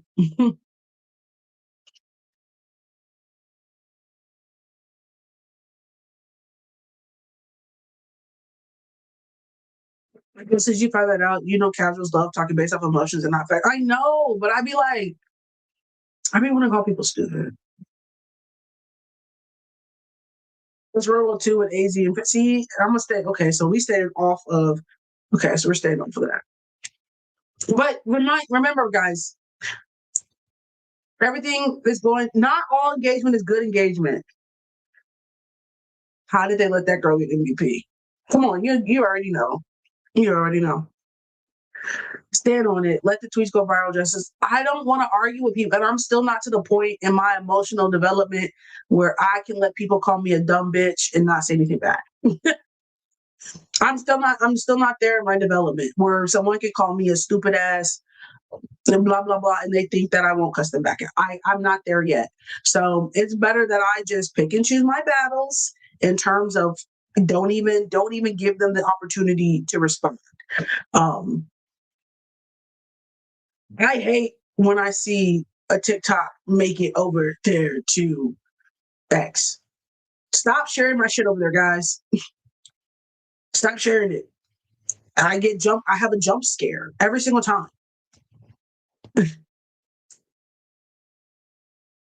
And they go add a slur to Justice, don't do it. Yeah, exactly. And X, let me tell y'all something. X don't care that they be calling people this, that, and the third. Some racist ass. X doesn't care. Because I snitched. I said, I love reporting something, and X goes, we saw no problem with this. I'm like, they literally called me a monkey ass bitch. Like, that's racist. X is like, everybody's a monkey. Oh, right. No, it's always good stuff. I told you this too. People always agree with your TikTok. People agree with my TikToks on TikTok. I have a lot less control over there on X.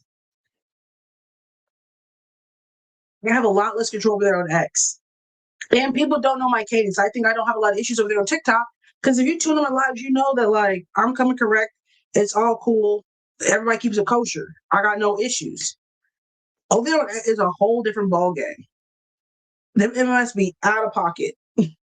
Out of fucking pocket.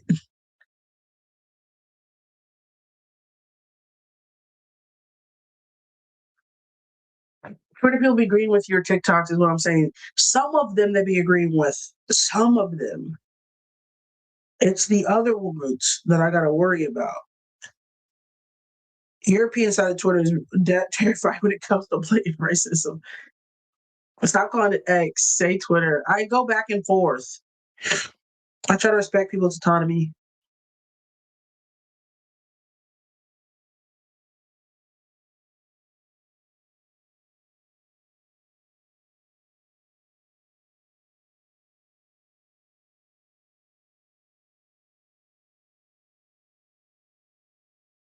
Sorry. Someone just sent me a video, bitch. Oh, why you sent me this shit? We'll talk about another day. I will be responding to that. Gosh, you're a millennial. I am a millennial. I thought you were asleep there for a second. No, I was watching a video on the phone. and deciding if I want to respond. And I've decided I don't.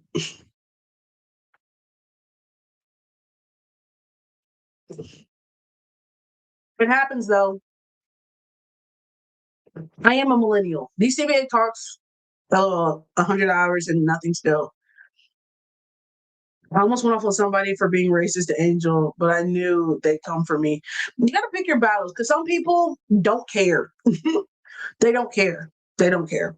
And that's how I have to tell myself sometimes when I pop off, I'll be like, this person does not care.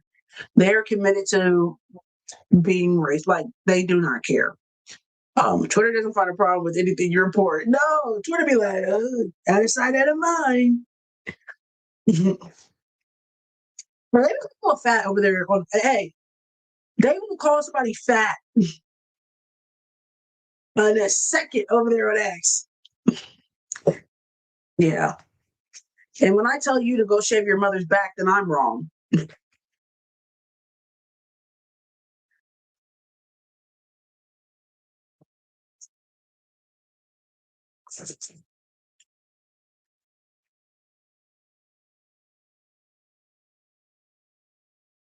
I'm just glad I'm not seeing those grok removal tweets that were plaguing the app every time anytime there's because I do have political stuff to stay informed about what's going on in the world over there on X.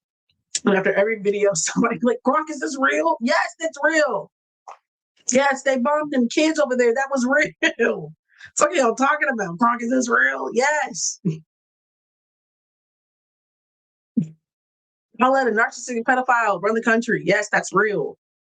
He said he don't give a fuck about none of that shit. He will send your kids on. Yes, that's real.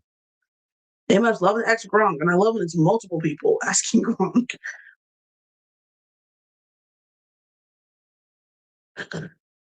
I start responding if they speak from emotions.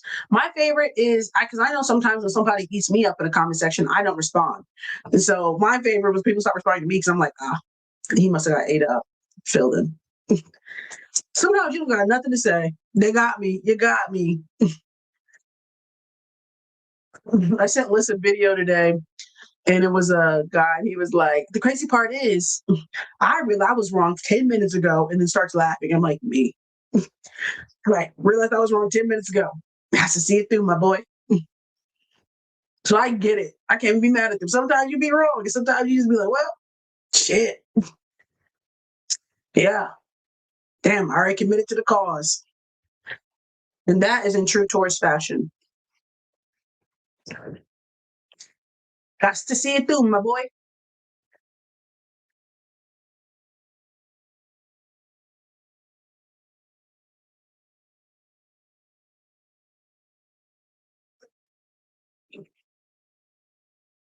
Anything else going on? I don't know how they're supposed to have this season the same. The saying is a certain fan base will attack me off of emotions with no reason and then block me. Oh, after I block people too, but I eat them up and then I give them time to read the and then I block them. As soon as you start calling me outside my name and we start, yeah, you get blocked. Yeah, I have no problem blocking people. I'm a Twitter observer. Oh, I just block if I don't see so. Yeah, I've definitely removed certain words from showing up, like Krishan, Blueface. Those are definitely blocked. Those are blocked words on my Twitter, for sure. I don't want to see none of that on my For You page.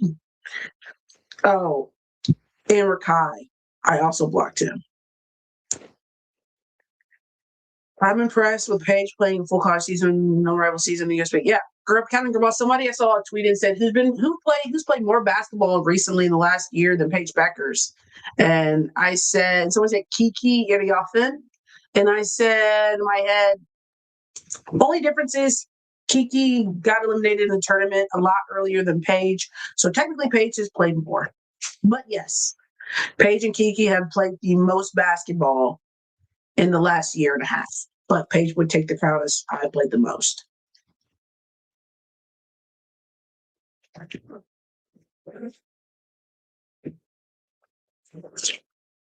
Interesting enough,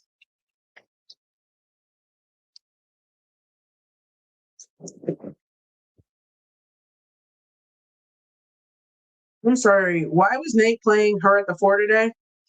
Someone said they were trying to figure out what guards they're going to cut, which is like facts. And again, the roster just confuses me, guys. Because Kai did play well, but somebody was like, the youngins are going to get left at home. And I'm like, Sue, and I'm going to plug in the interview when I clip this. Sue, in an interview, said specifically that one of the tasks of her job is to prepare the next wave of players, which is going to be in 2028. Paige, Angel, and Caitlin are going to be playing heavy minutes. For real, for real. So right now with this tournament, this is getting them experience. Sue said specifically, like when she made her first Olympics, she didn't play a lot of minutes. She was there to learn. So don't be shocked if maybe Paige, Caitlin, and Angel don't get tons of minutes, but they need to be on the roster. They need to be on the roster to prepare for 2028 because they're going to be playing hella minutes. So when I think about the conversation about, well, who do you leave home? If I know that I have to develop Angel Reese and get her some experience, and it comes down between De'Erica, who's producing, yes, who's producing and scoring, yes, but I also have Fee, Asia, and Fee, Asia, and Stewie, I got to take Angel because De'Erica's not playing over those three, and I have to get Angel experience. Same with Caitlin and same with Paige. When it comes down between these other players, whether that be like Ka, Ka was open today. Hell yeah, was open today. But I need to get Caitlin and Paige experience. And when it comes down to it in the development, I can get production from some other guards such as KP in the same manner that I would have got from Ka. So that's why I think that those three spots are solidified. Because again, I'm not going based upon my feelings. This is what Sue said. And we're thinking further down the line, look at people's ages, right? Where Ka is in her age, how Ka's like what, 33? Something like that? She'll be like 36-ish. 36? How old is Ka? She'll be 36-ish by 2028. So you're gonna burn the development for two players that are going to play substantial minutes for somebody who probably won't make the Olympic roster 2020. It doesn't make any sense. Those are things you have to take in consideration in these conversations, or what Sue's going to be thinking about. Well, let's look it up. And that's what I'm thinking about. Because today I was moved by De'Erica. De'Erica plays so hard, but I'm like, when it comes down to it, they can't leave Angel at home. How old is Chelsea? Y'all even love to leave Chelsea Gray. Chelsea Gray's not get. Chelsea is 33. So she'll be 35. Oh, Ka's only 31. So 2 more years, she'll only be 33. My bad, Kyle. My bad, I said you were 34. Said Kyle was old. Somebody said Kyle. That was my bad. Somebody did say Kyle was old. Damn.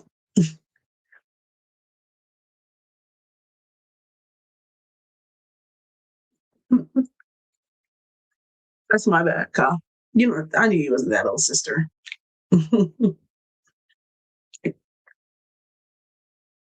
But Kyle and potentially Chelsea getting cut by 2020, in my opinion. Kyle is old, relatively speaking. And what do you do with Sabrina? I don't see Sabrina go for real in a minute.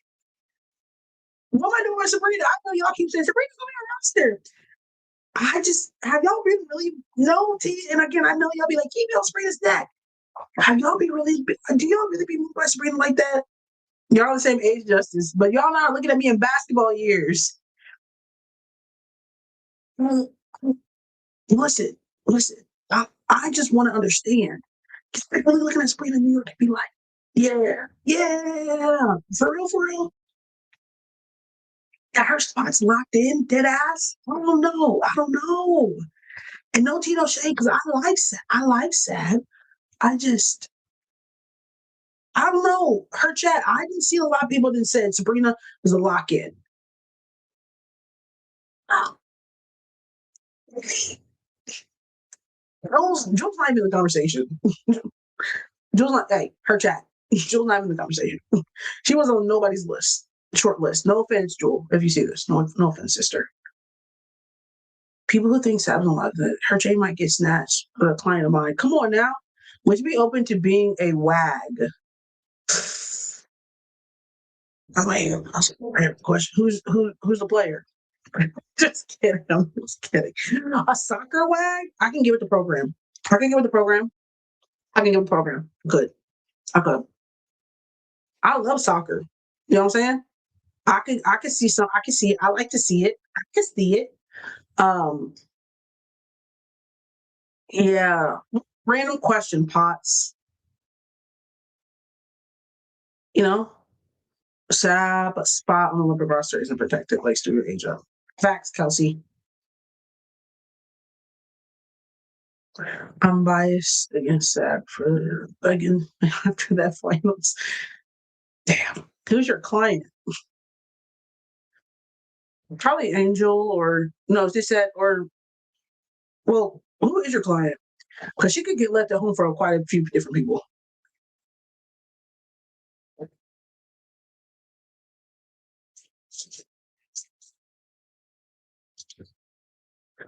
Jusha carries. But you guys can see today that like, ooh, we need some vet experience out there. Asia, AZ in those threes. Come on. I they're not lying. They're not lying. They're not lying. Let that lady go dumb. Let that lady go dumb during the regular season. I need to see a full healthy season of Sab with consistency. But I'm not sold. Yo, I had to teach my fiance sister how to drive today. Yikes. Has Skylar ever been to Skylar has been on the Olympic team and won a gold medal one time. She has. And it was her lifelong dream. And it was tough. She had to bust it wide open, do everything in this song to get on that goddamn team. So shout out to Skylar. And she was, hey, after she got done with that one, she's like, I'm cool. Hey, you won't catch me at none of these goddamn camps again. Yeah. Shout out to Skylar. And that's the way, hey. Yeah. It's unspoken, but people need to see a healthy W season from AZ too. Well, I mean, yes, essentially. Like, damn, she just got one healthy season in the NCAA. Now we got to see a healthy season in W two. Shit. Damn, can we get drafted? I thought the goal was just the NCAA season, honestly. I thought we was just trying to see that lady healthy for one season. So within the 2 years, no one can get pregnant. Well, yes, essentially. If you get pregnant, it's going to be very hard to make the Olympic team. Yeah, yes. You know they can use that competitiveness of Skylar on that team. She would not let them. Yeah. Was it after she had one of her babies too? Forget what Olympic Skylar made. I think she definitely I think it was after the first one. Before the second one. I don't think all the drama in Phoenix had transpired yet. So it was after her for it was in between them.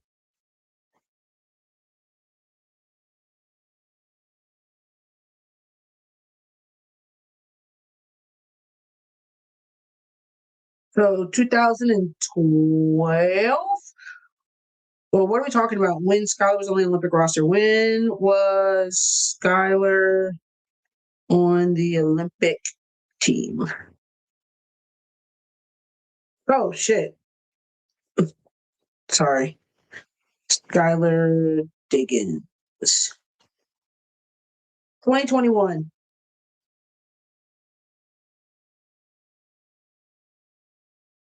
So she got her gold medal in 2021. She was in the Tokyo Olympics. So the last Olympics. So in the last Olympics, Skylar made it. Was it the last one? No, 2024 was the last one. Okay, so the Olympics before the last one. Oh yeah, she wasn't in the last one. Bitch, we almost lost to France. She was on the one before that. Y'all, I'm tripping. I feel like Ryan is inconsistent in the W, but she played well in these games and becomes more consistent. She has a shot at making the team, or does someone more reliable take her? She did play very well in these games. I can feel you on the inconsistent tip of the W. Um, I don't know. I don't know. Somebody talk to Sue. I don't know. She did play well, but like I feel like Sue also her perspective on these players. She's not just looking, I think, at what they've done in the USA and in the FIBA games. I think she's looking at the full package too.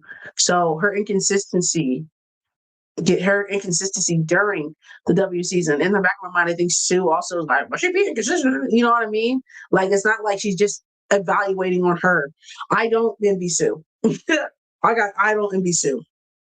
It's gonna be very hard, especially from the guard perspective.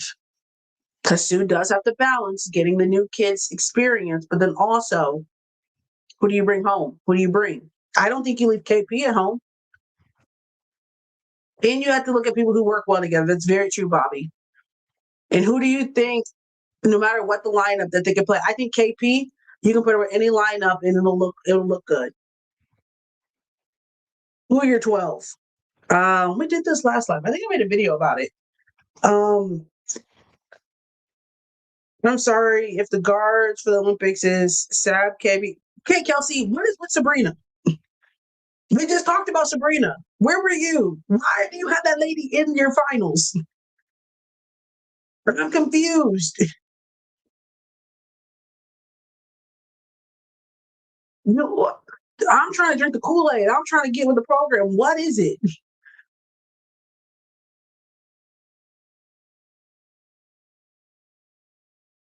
They're gonna get us gold again. I have faith. Oh yeah, as long as they execute it. But I like a little French.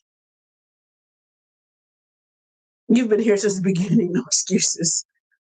We asked everybody what is to explain the Sabrina thing to me, and it was crickets in here. And now y'all want to put her in the final roster. Somebody explain it to me slowly.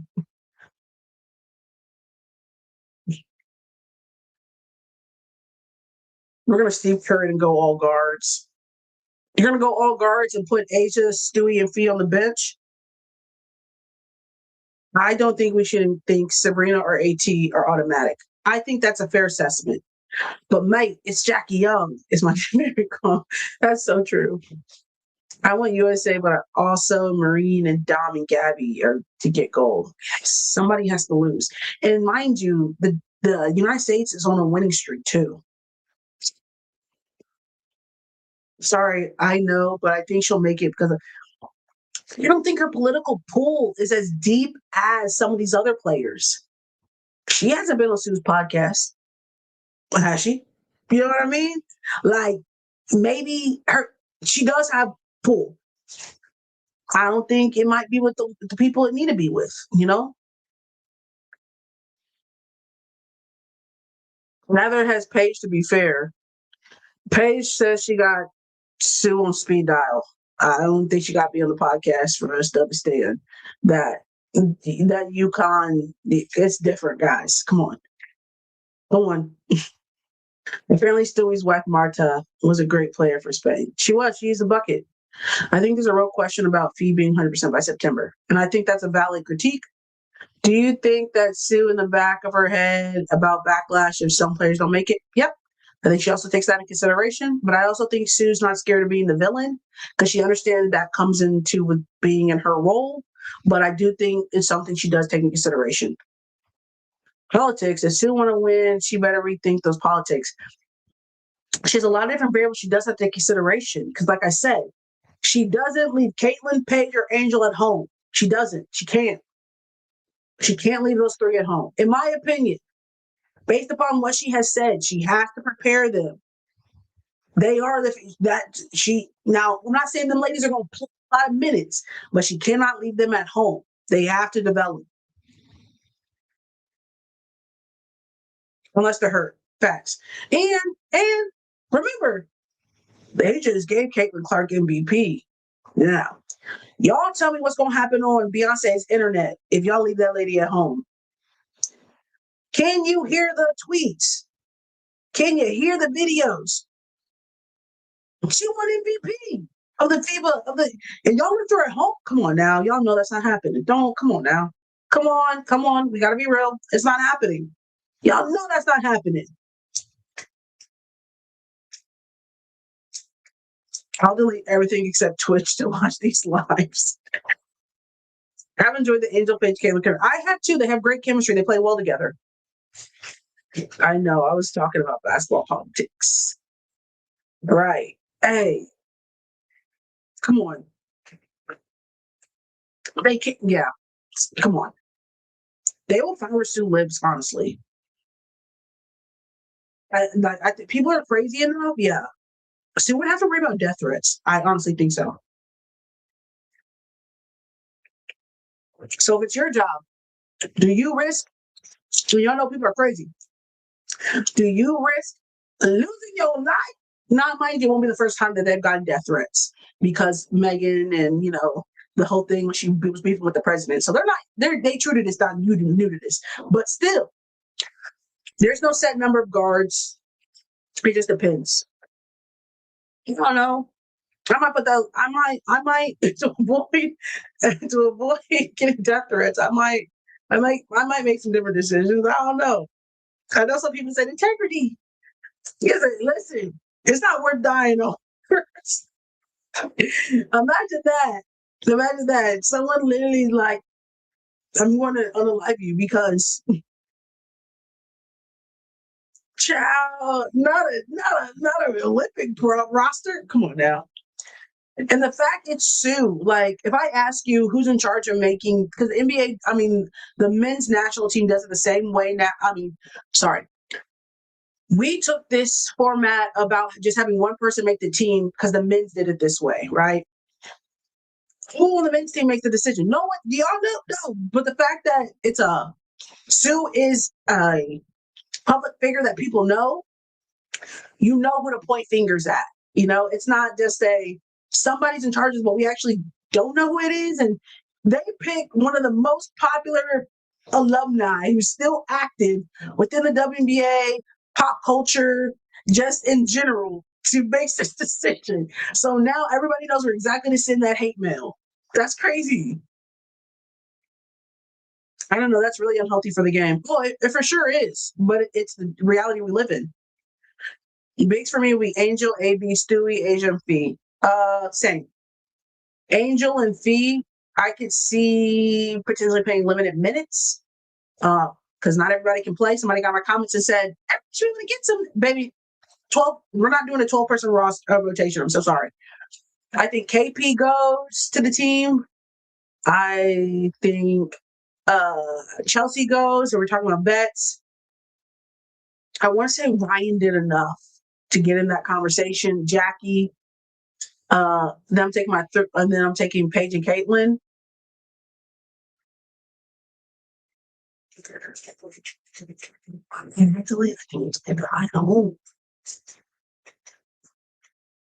I do think taking some rookies is the best for her because the transition from rookie to vet is going to happen eventually.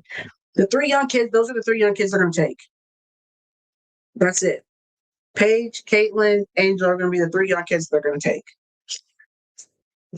Those are the future of USA basketball. The way we talk about Fee, Stewie, and Asia is how we're going to talk about Paige, Angel, and Caitlin one day. They need to be learning. They need to be there. They need to be experiencing it so they're prepared for 2028. Kiki will be at home. Do you think any upcoming kids may have a shot? Sarah Strong and Juju Watkins. Is Boston not young? Boston's going to her fourth year. She's going to be limited minutes, but she's still young. Are you taking Sarah Strong in 2028? If you can't take both Sarah and Juju, you got to take at least one. Because again, you have to continue the pipeline. You have to continue the pipeline. An interview came out, Gabby, today, where Gabby said she hid a cat in her room for CD the entire senior year. And she thought she got away with it the whole time, only for CD to text her recently saying, "You think I didn't know you had a cat?" That's so funny. I saw that interview about the cat. You don't see Hannah Hidalgo, you got to, whose spot she taking?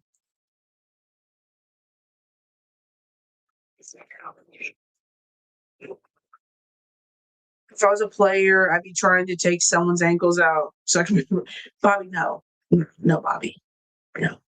Is Sarah winning 5v5 though? She's pretty involved with. Listen, how do I explain this without 5v5 is the goal, right? And I know people get mad when they're like, people talk about 3-on-3 like it's lesser. 5v5 is the goal. KP won a gold medal on 3v3. And if she comes down to it, she's gonna pick 5. Jackie won a gold medal in 3-on-3. Dearica Hamby won a gold medal in 3-on-3. 5v5 is the goal. So if Sarah Strong has the ability to choose between 5v5 or 3-on-3, despite her being phenomenal at 3, she's going to pick 5v5 because 5v5 is the goal. That is, I don't know, think for someone that's the bad bitch, that's the bad bitch. Now you can do the sideline, you know what I'm saying? And I hate that people are like, it's not a sideline, it's a side. No, y'all know what I'm saying. Y'all be really tuned in. Y'all tuned into all the 3-on-3 games. Some of y'all did, but come on now. I'm just surprised she didn't go for the America Cup, but did 3-on-3 in the past summer. Maybe she was busy. But aren't they coming out in 2027? I don't think Juju or Sarah should be on the 2028 roster. They're going to put one of them young kids in. They always do. It happened with Fee. It happened with Stewie. It'll happen again. It'll happen again. Somebody will be getting their spot taken. Now, I'll let you guys decide who that is, but somebody will be. And one thing I told you guys about USA basketball, they do not care. They don't care about hurting people's feelings. They don't care about doing things that are problematic. They don't care about doing things that are not. That I can't believe you did it, but they don't care. They don't. Was Fee on the COVID roster? Fee was on the roster her rookie year where it was between her and NECA. And they went with the rookie. So if they've done it once, if they've done it once, they'll do it twice. If they do it twice, they'll do it 3 times. They'll do it 3 times. They'll do it 4 times. They'll do it. They'll do it. They'll do it. They'll do it. They'll do it. We've seen it time and time again. I more than anything just want y'all to mentally prepare yourselves because that is what we're working with right now.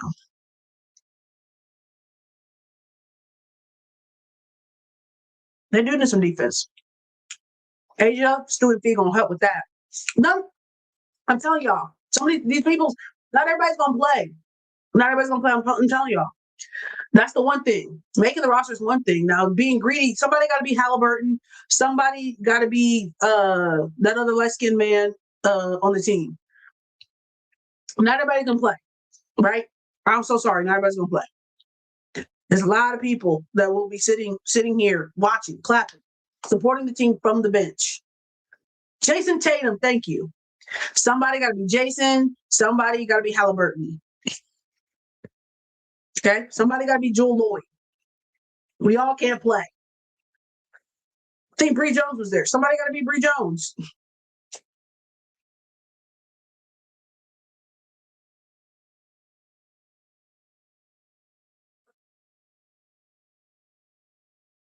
You're about the number 1, number 2, and number 3 player in the WNBA. Dead ass though. People still like, again, arguably, but Asia, Stewie, and Fee are arguably the 3 top. What are you talking about here? Who's getting the least minutes? AB's not playing. No offense. I don't think AB's going to be playing. She's going to be on the roster. She's not going to get. Who is she playing over?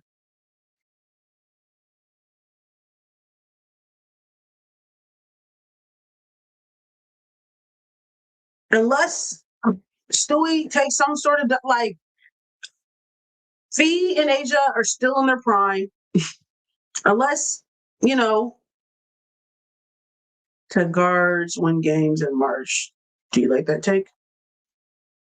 NCAA is a guard heavy, dominant, when most of us play are guards, so I'm not mad about that. Who else has her size though? AB size? What's her size? Is she taller? Is she taller? what? What are we talking about here?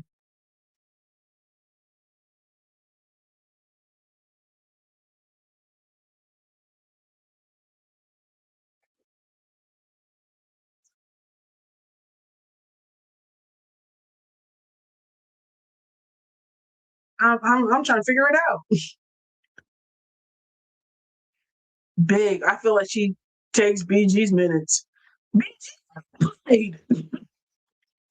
BG was in limited minutes in the Olympic roster. She's not playing over Stewie, Fee, or Asia unless something miraculous has happened and they take. But as is, yeah, that's not happening.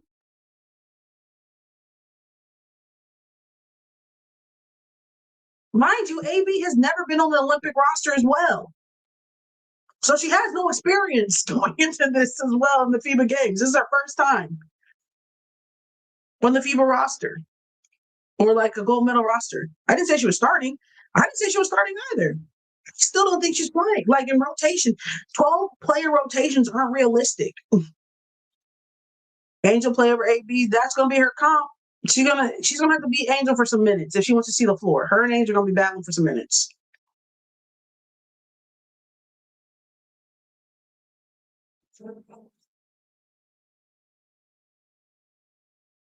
So right now, if I was them, I'm trying to show that I can play with anybody and everybody. No matter what you plug me into, who's on there, that I can still get it done. That's where Angel does really well, is that she does play well with most players in terms of she led the whole entire game with in rebounds. Rebounding don't take a lot of you can plug a rebounder in anywhere. We always gonna need some rebounds. You feel me? So right now, getting tick, seeing the floor is gonna come down to proving your value. It's gonna be like an 8-player rotation with extra on the bench. That part. People are like, we have 12. Not all 12 are playing. It's unrealistic. It's not happening. I'll be shocked if Kara does a 12-player rotation. That's not realistic. So again, who's not playing? We all can't see the floor. Somebody gotta sit and clap. We're just gonna have to wait and see. I feel like these FIBA games were definitely tryouts. And later on, we'll see players from upcoming drafts. I don't think it matters on we can't leave her behind if the transition to W is tough, even if they don't play many minutes. Again, I get what you're saying, her chat. I don't, again, I get what I feel you. Based upon what Sue said herself, she's not leaving Paige, Angel, or Caitlin home. I don't see it. I would be shocked. I would be shocked. Angel and Paige can play alongside any player. Agreed. What guards do you think will not get minutes? The guards decision it's tough because I don't know what guards we're taking. Do you think Maya were to come back, she would get a roster? You just got to see what her play. She's been sitting out for so long. It's like riding a bike, but is the bike ready by the time? So we'll see. There's a lot of hypotheticals and variables and unknowns in these conversations that I do take in consideration. I don't know. I'm not Sue Bird. And obviously Sue, what she's looking for and what they've been paying attention in terms of rotations and stuff looks vastly different. Coming back cold turkey after 6 years is absolutely insane. And then to make Olympic roster, yeah, that's a crazy hypothetical, guys. You guys are nuts. I'm excited to see. It's going to be a little messy, but I have my thoughts. But you never know. How could make it. You never know. There's a lot of nice guards coming in. There are, but are you ready? And again, they're not going to load it up with the young kids. It's never going to happen. Like you got to look at history. History. I don't know if I said history like that about what has the Olympic roster look like. They do not give a fnac about how good the guards are coming in. They have the Olympic United States basketball team for the women's. They have a rhyme and a reason in a certain way that they get it done, and it hasn't. The formula has not. It has not related to them, resulted in them losing up until this point. So if it's not broke, don't fix it. They're not loading up the team with rookies and young kids. If you don't win championships in the WNBA with a team full of rookies, what makes you think you're going to win a gold medal with a team full of rookies and young kids? It hasn't worked, it never worked, it never will work. I have yet to see it. The WNBA has been around for 30 years. We have never seen it work. The Washington Mystics is not winning a WNBA championship next year because they have a team full of rookies. The same thing with the national team. Sue Bird, despite how talented the team are, they're inexperienced. You need experience to win. That's the point blank period. So, limited spots available for all the talented young kids coming in. You're going to have to wait your turn. That is just the way it goes. Somebody has to change the formula. As an OCS take, experience is very important. You cannot turn over the ball. Come on. You need leadership. You need experience. People have seen it. Like, I love all the talented young kids. You're not going to win anything with a team full of rookies. It never has happened. If you could show me where it's happened, I would eat my words and be like, you ate that. That makes a good point. We've seen it. We have never seen it. Ever. Why do you think the top teams in the WNBA only have one rookie on it? That's not by quinky dink. That's not just like, damn. Why do you think Cheryl don't keep a rookie on her team? Come on. Because as great as these young players are, they're not immune to getting shook and looking for a steady force on the court. Yeah. It's not like, why do you think the Aces only had one rookie on their team? Hell, the Fever only had one rookie on their team. Like, guys, that's not by coincidence of design. At what point is a player considered a vet? And the WA is a little different, right? Personally, for me, for a vet, for what I'm looking for to be able to teach, personally, I think you need like 3-4 years. Like AB could teach a rookie some things, but AB herself still, never had the opportunity to have a post player vet in her locker room, So what did she miss out on for not seeing that development? AB was thrown to the Fever and told to cook immediately. So for me, a seasoned vet that actually can teach me something, yeah, I need about 4 or 5 years out of you. I need you to show something.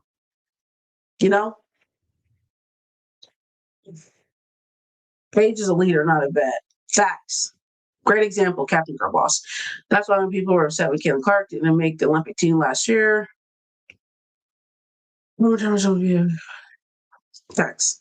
I really think more than anything, young players are going to be used for marketing and views more than playing and being heavily dependent on. Bingo. You have to have it in you to be a leader, though. Not everyone is a capable. We've had this conversation before. There are leaders and there are dogs. Not every dog is a leader, not every dog is a leader, and not every leader is a dog. Some people got it and some people don't. For instance, right? What did Kate say when she got to the Aces? She said, Asia Wilson is the best leader that I have ever. Caitlin Clark is a dog. I don't think Caitlin is a leader. She is a dog. Some people are both. We've talked about this. I made a video about this. Some people are hybrids. It's okay. And it's okay. It's not an insult. It's just the truth. It's just the truth. Because that's not an opinion. That lady said it herself. She said, some people are dogs. Some people are leaders. Some people are hybrid. Some people are both. It just depends. It just depends. Different situation will bring out a different in people, I also think some people don't want to be leaders. That part. What is that guy that plays the guy with the horses? Hey, he don't want to be a leader. He want to go out there and hoop and go home. He don't want to do all that rah-rah. Kelsey Mitchell's the Fever's leader. Or even Aaliyah Boston. Yeah, it's not easy being a leader. Oh, for sure. Yeah, Joker. Hey, Joker just wants to hoop and go home. He does not want to do all that. For real, for real. Being the leader is hard. And not everybody is, and that's okay. Sometimes I wish people stop trying to force it on people. Let that person go about their business. Let them hoop and go home. They is not trying. You sound like you need to bring a leader in the locker room.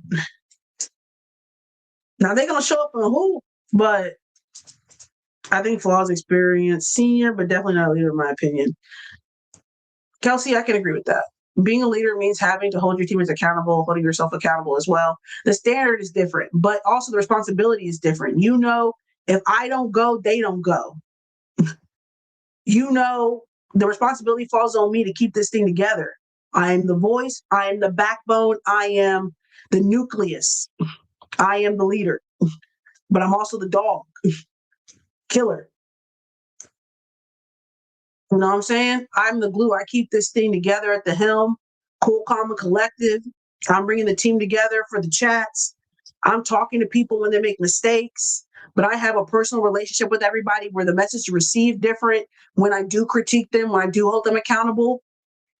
The whole nine. I think there's a difference between the leader on the floor and the leader in the locker room. I If you only lead on the court, but you're not a leader in the locker room, I don't think you're going to have everybody's respect as well. You're a dog. I think that's a dog. Being a leader, I think that's a dog. Hi, Freedom. I think that's a dog, but in the locker room, bro, if you don't hold nobody accountable and you don't even abide by the standards of, to keep the team together, you're not going to have personal experience. You're not going to have everybody's respect. If your point guard is not a leader, you're going to struggle. You're in here late solo. Everybody is busy tonight. So it's just me. I think A is a good example of a leader both, especially this year. Well, she had no choice. She was thrown into that situation where she kind of had to get her voice to be that leader. But that definitely was not her role previously. She had to really get out of her comfort zone to get that experience as well, because that was not who she was. So I think you can develop into a leader. So if you want to. It's okay with being just a dog. Showing up on the court, I don't think Izzy wants to lead. I think she's cool also with being a Robin. Like, she's cool with also letting you handle it if it comes down to it. It's a little crazy because some people won't respect the leader unless they're a dog in the leader. Well, yes, that as well. That as well. We know 3 players who are most likely going to be leading in the W in the future, but besides them, who do you think can sneak up and kind of take over and add to them besides Juju? Sarah Strong. Like someone low key who we might not think has it in them, but eventually will. Sonia Citron. Sonia Citron is always going to be your plug and play in your glue. Always going to be a need for her. Feature down the line when it comes to Olympic roster. If I need what we see kind of with a Ryan Howard, a Jackie Young is going to be your Sonia Citron. She'll find a spot on the roster because of that and what she brings in that capacity. Sometimes that's more valuable than you really think.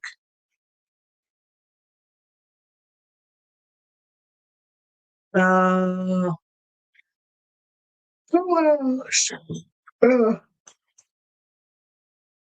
a good question. I haven't given it much thought. I said Sarah, so sports. Rakia. I can see Rakia being also like a late burn. where she's going to get her shine down the line. So definitely Rakia. I think her name gets in that combo.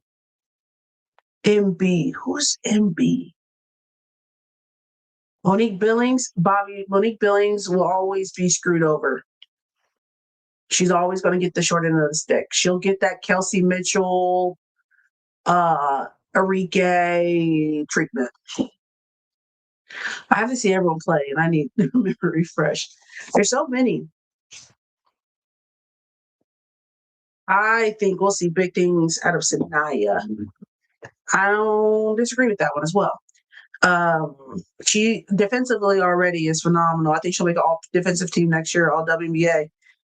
Just need Blake's. I'm a little skeptical on high volume shooter. Again, playing at Vandy, number one option.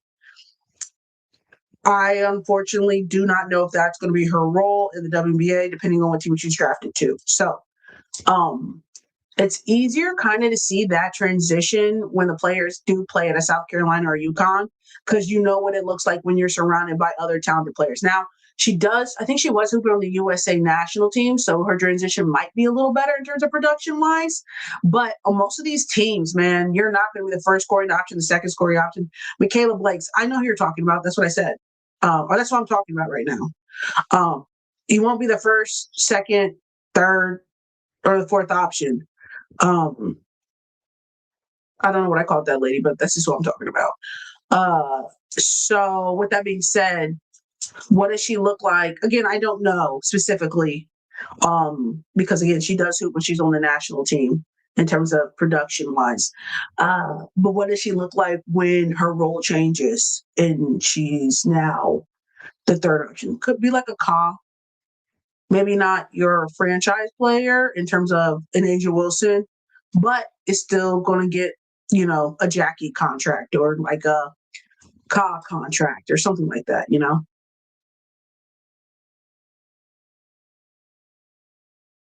He was getting it done offensively and defensively. I love that for her. Transition still is a toss up.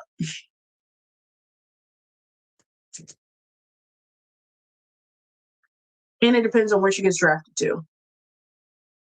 I also think it'd be interesting for guards because NCAA and the W is so guard heavy, that part. But the WNBA currently is dominated by the post. So I think we're transitioning into getting dominant guards. Because right now, you think of the best in the WNBA, and your list is heavy on the post. But now, as of recently, we're getting heavy on the guards in terms of the top names are guard heavy, especially at the NCAA level. So I think we're entering a new era of the talent we're going into. She's still young. She has time. Yeah, she's only a sophomore. She has 2 more years. So a lot can happen. Who knows? Again, it's sometimes difficult when these players are on teams that don't have a lot of heavy names because the production looks different. You saw that with Sarah Williams, and you also saw that with Tanaya Lotson. It looks different when you're surrounded by more talented players. What does the production now look like when you are surrounded by more talented players? I'm ready for Garth to take over. I'm excited to see a new era as well. And I think her playing on a team where she doesn't have to take on so much, I think she'll have success.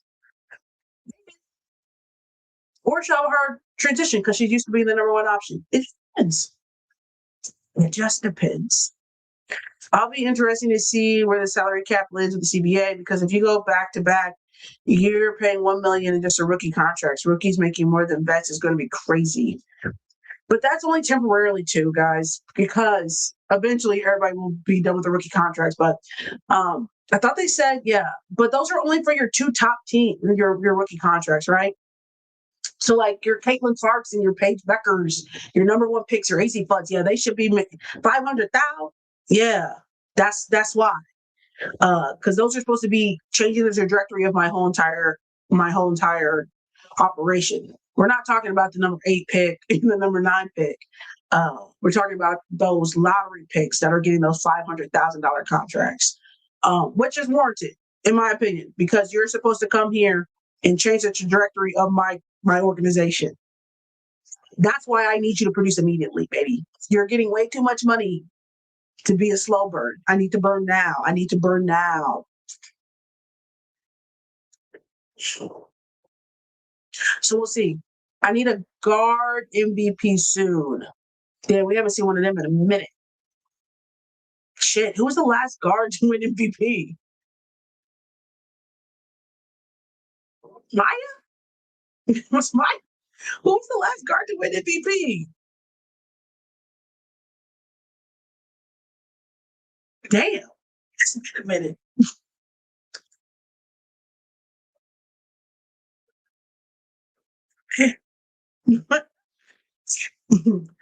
What? Shout out to Maya Moore. And that should tell you everything you guys need to know about who is dominating the WNBA right now. The WNBA team has been like 4 posts and 1 guard. Come on, guards. They're on your net. Sloop got a lot of votes one year. Really? So you know JJ won MVP one year. You know, sometimes just people sneak up on you in your leash sticks. Dude. It could have been 18, but you guys hate to give that lady MVP, huh? I hope Dallas goes with the UConn play style. I want to see how that works in the league. Oh yeah, they're gonna go UConn. Yeah. Especially Jose. Yeah. Because you know what Jose's asking Gino when he visits him? He's asking him, how do I get the best out of Paige Beckers? What do I need to do to get the best version of her? You know this lady better than I know. How do I get everything? What do I need to surround her with? He's getting the blueprint on how to get the best out of Paige Beckers. Yeah. What do y'all think they're talking about on the phone when he talks to Gino? The price of tea in China? Damn near impossible based upon the current metrics for how they select MVP. Somebody talked to Gabby Williams about not winning Defensive Player of the Year. I'm still upset. And I'm never going to be over it. What do we have to do for a guard to win Defensive Player of the Year? What does she have to do? Damn. Y'all never want to see a guard win. Shout out to the guards, man. Shout out to the guards, bro. Hold it down. They only hate on y'all because y'all shining.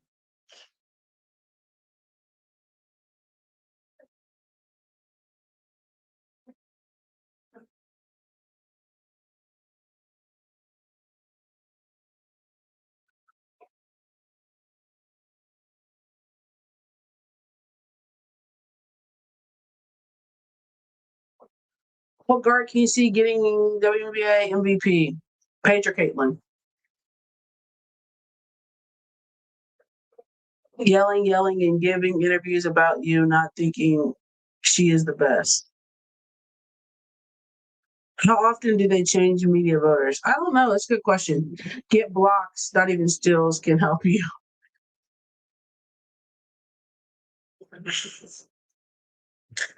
Oh, they never want us to know peace, guys. Sanaya. I'm sorry, Marcus Smart was the first guard to win since Gary Payton over my guy, J. Drew Holiday. Yeah. Sanaya, listen, Sanaya might be able to lead us to the promised land from the guards winning Defensive Player of the Year. But after I saw how they played in Gabby's face, but I think if Seattle one had gone on that 7-game losing streak, she might have had a better chance. But that really made it difficult. What criteria when it comes to be able to vote? Vibes. Girl, you know they do. You know they do not have no criteria. They just be out there just giving it up.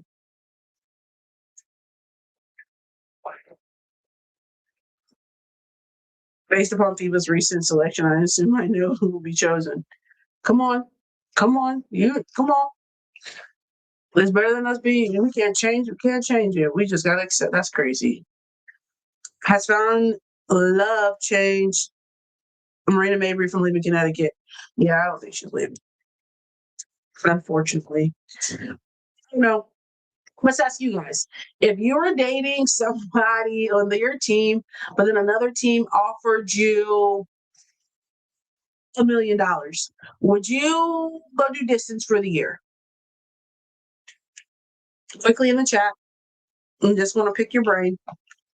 It's just for a year. Yes.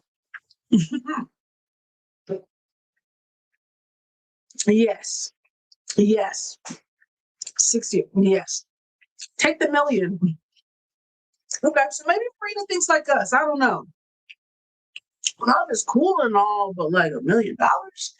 I'll see her. We play Connecticut 4 times this season.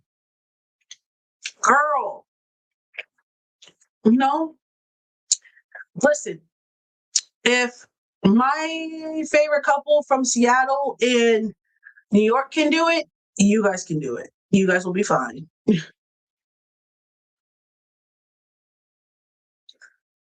about what Marina wants too, you know? Connecticut, what pieces can Seattle put together? And what is Connecticut looking like? And then you get a decision to make. Do you want to continue to lose or do you want to win? Depending on what teams look like. Johannes to Seattle. Marisha, if she doesn't get picked up in the expansion draft, I can see it in free agency. Because Seattle does need a shooter. Especially Marina wants to continue to live her best life in Connecticut. Maybe just stay on the same coast. Close enough. And here's the thing too, I'm gonna go on one more rant, but then I'm gonna slide. But when people talk about like, I've seen, I don't know what was the influx in like the people getting pissed at Paige and AC for dating. I don't know. My thing is, those won't be the first nor the last ladies to be dating on teammates. These are grown ass women, right? And they're professionals.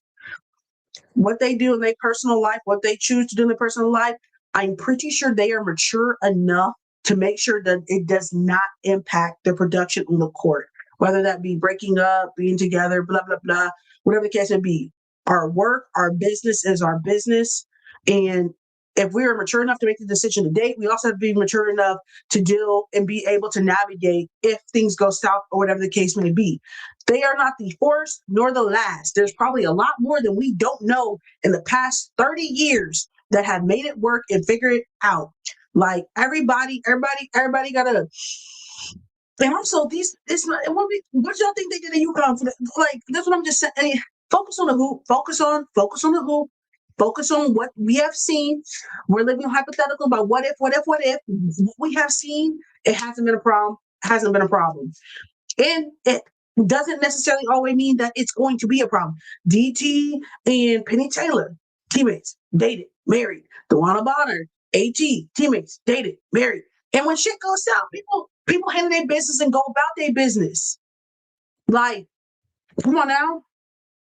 Even if they're interviews when they're asked about each other, they keep it cute. So I just encourage everybody to touch grass, stop focusing on and I don't make things a problem until they become a problem. Hasn't been a problem, so it's not a problem. You feel me? And again, these are grown ass ladies. I trust they have enough emotional maturity to understand what they're doing and then how they move about it. It was DT's diary they talked about it. So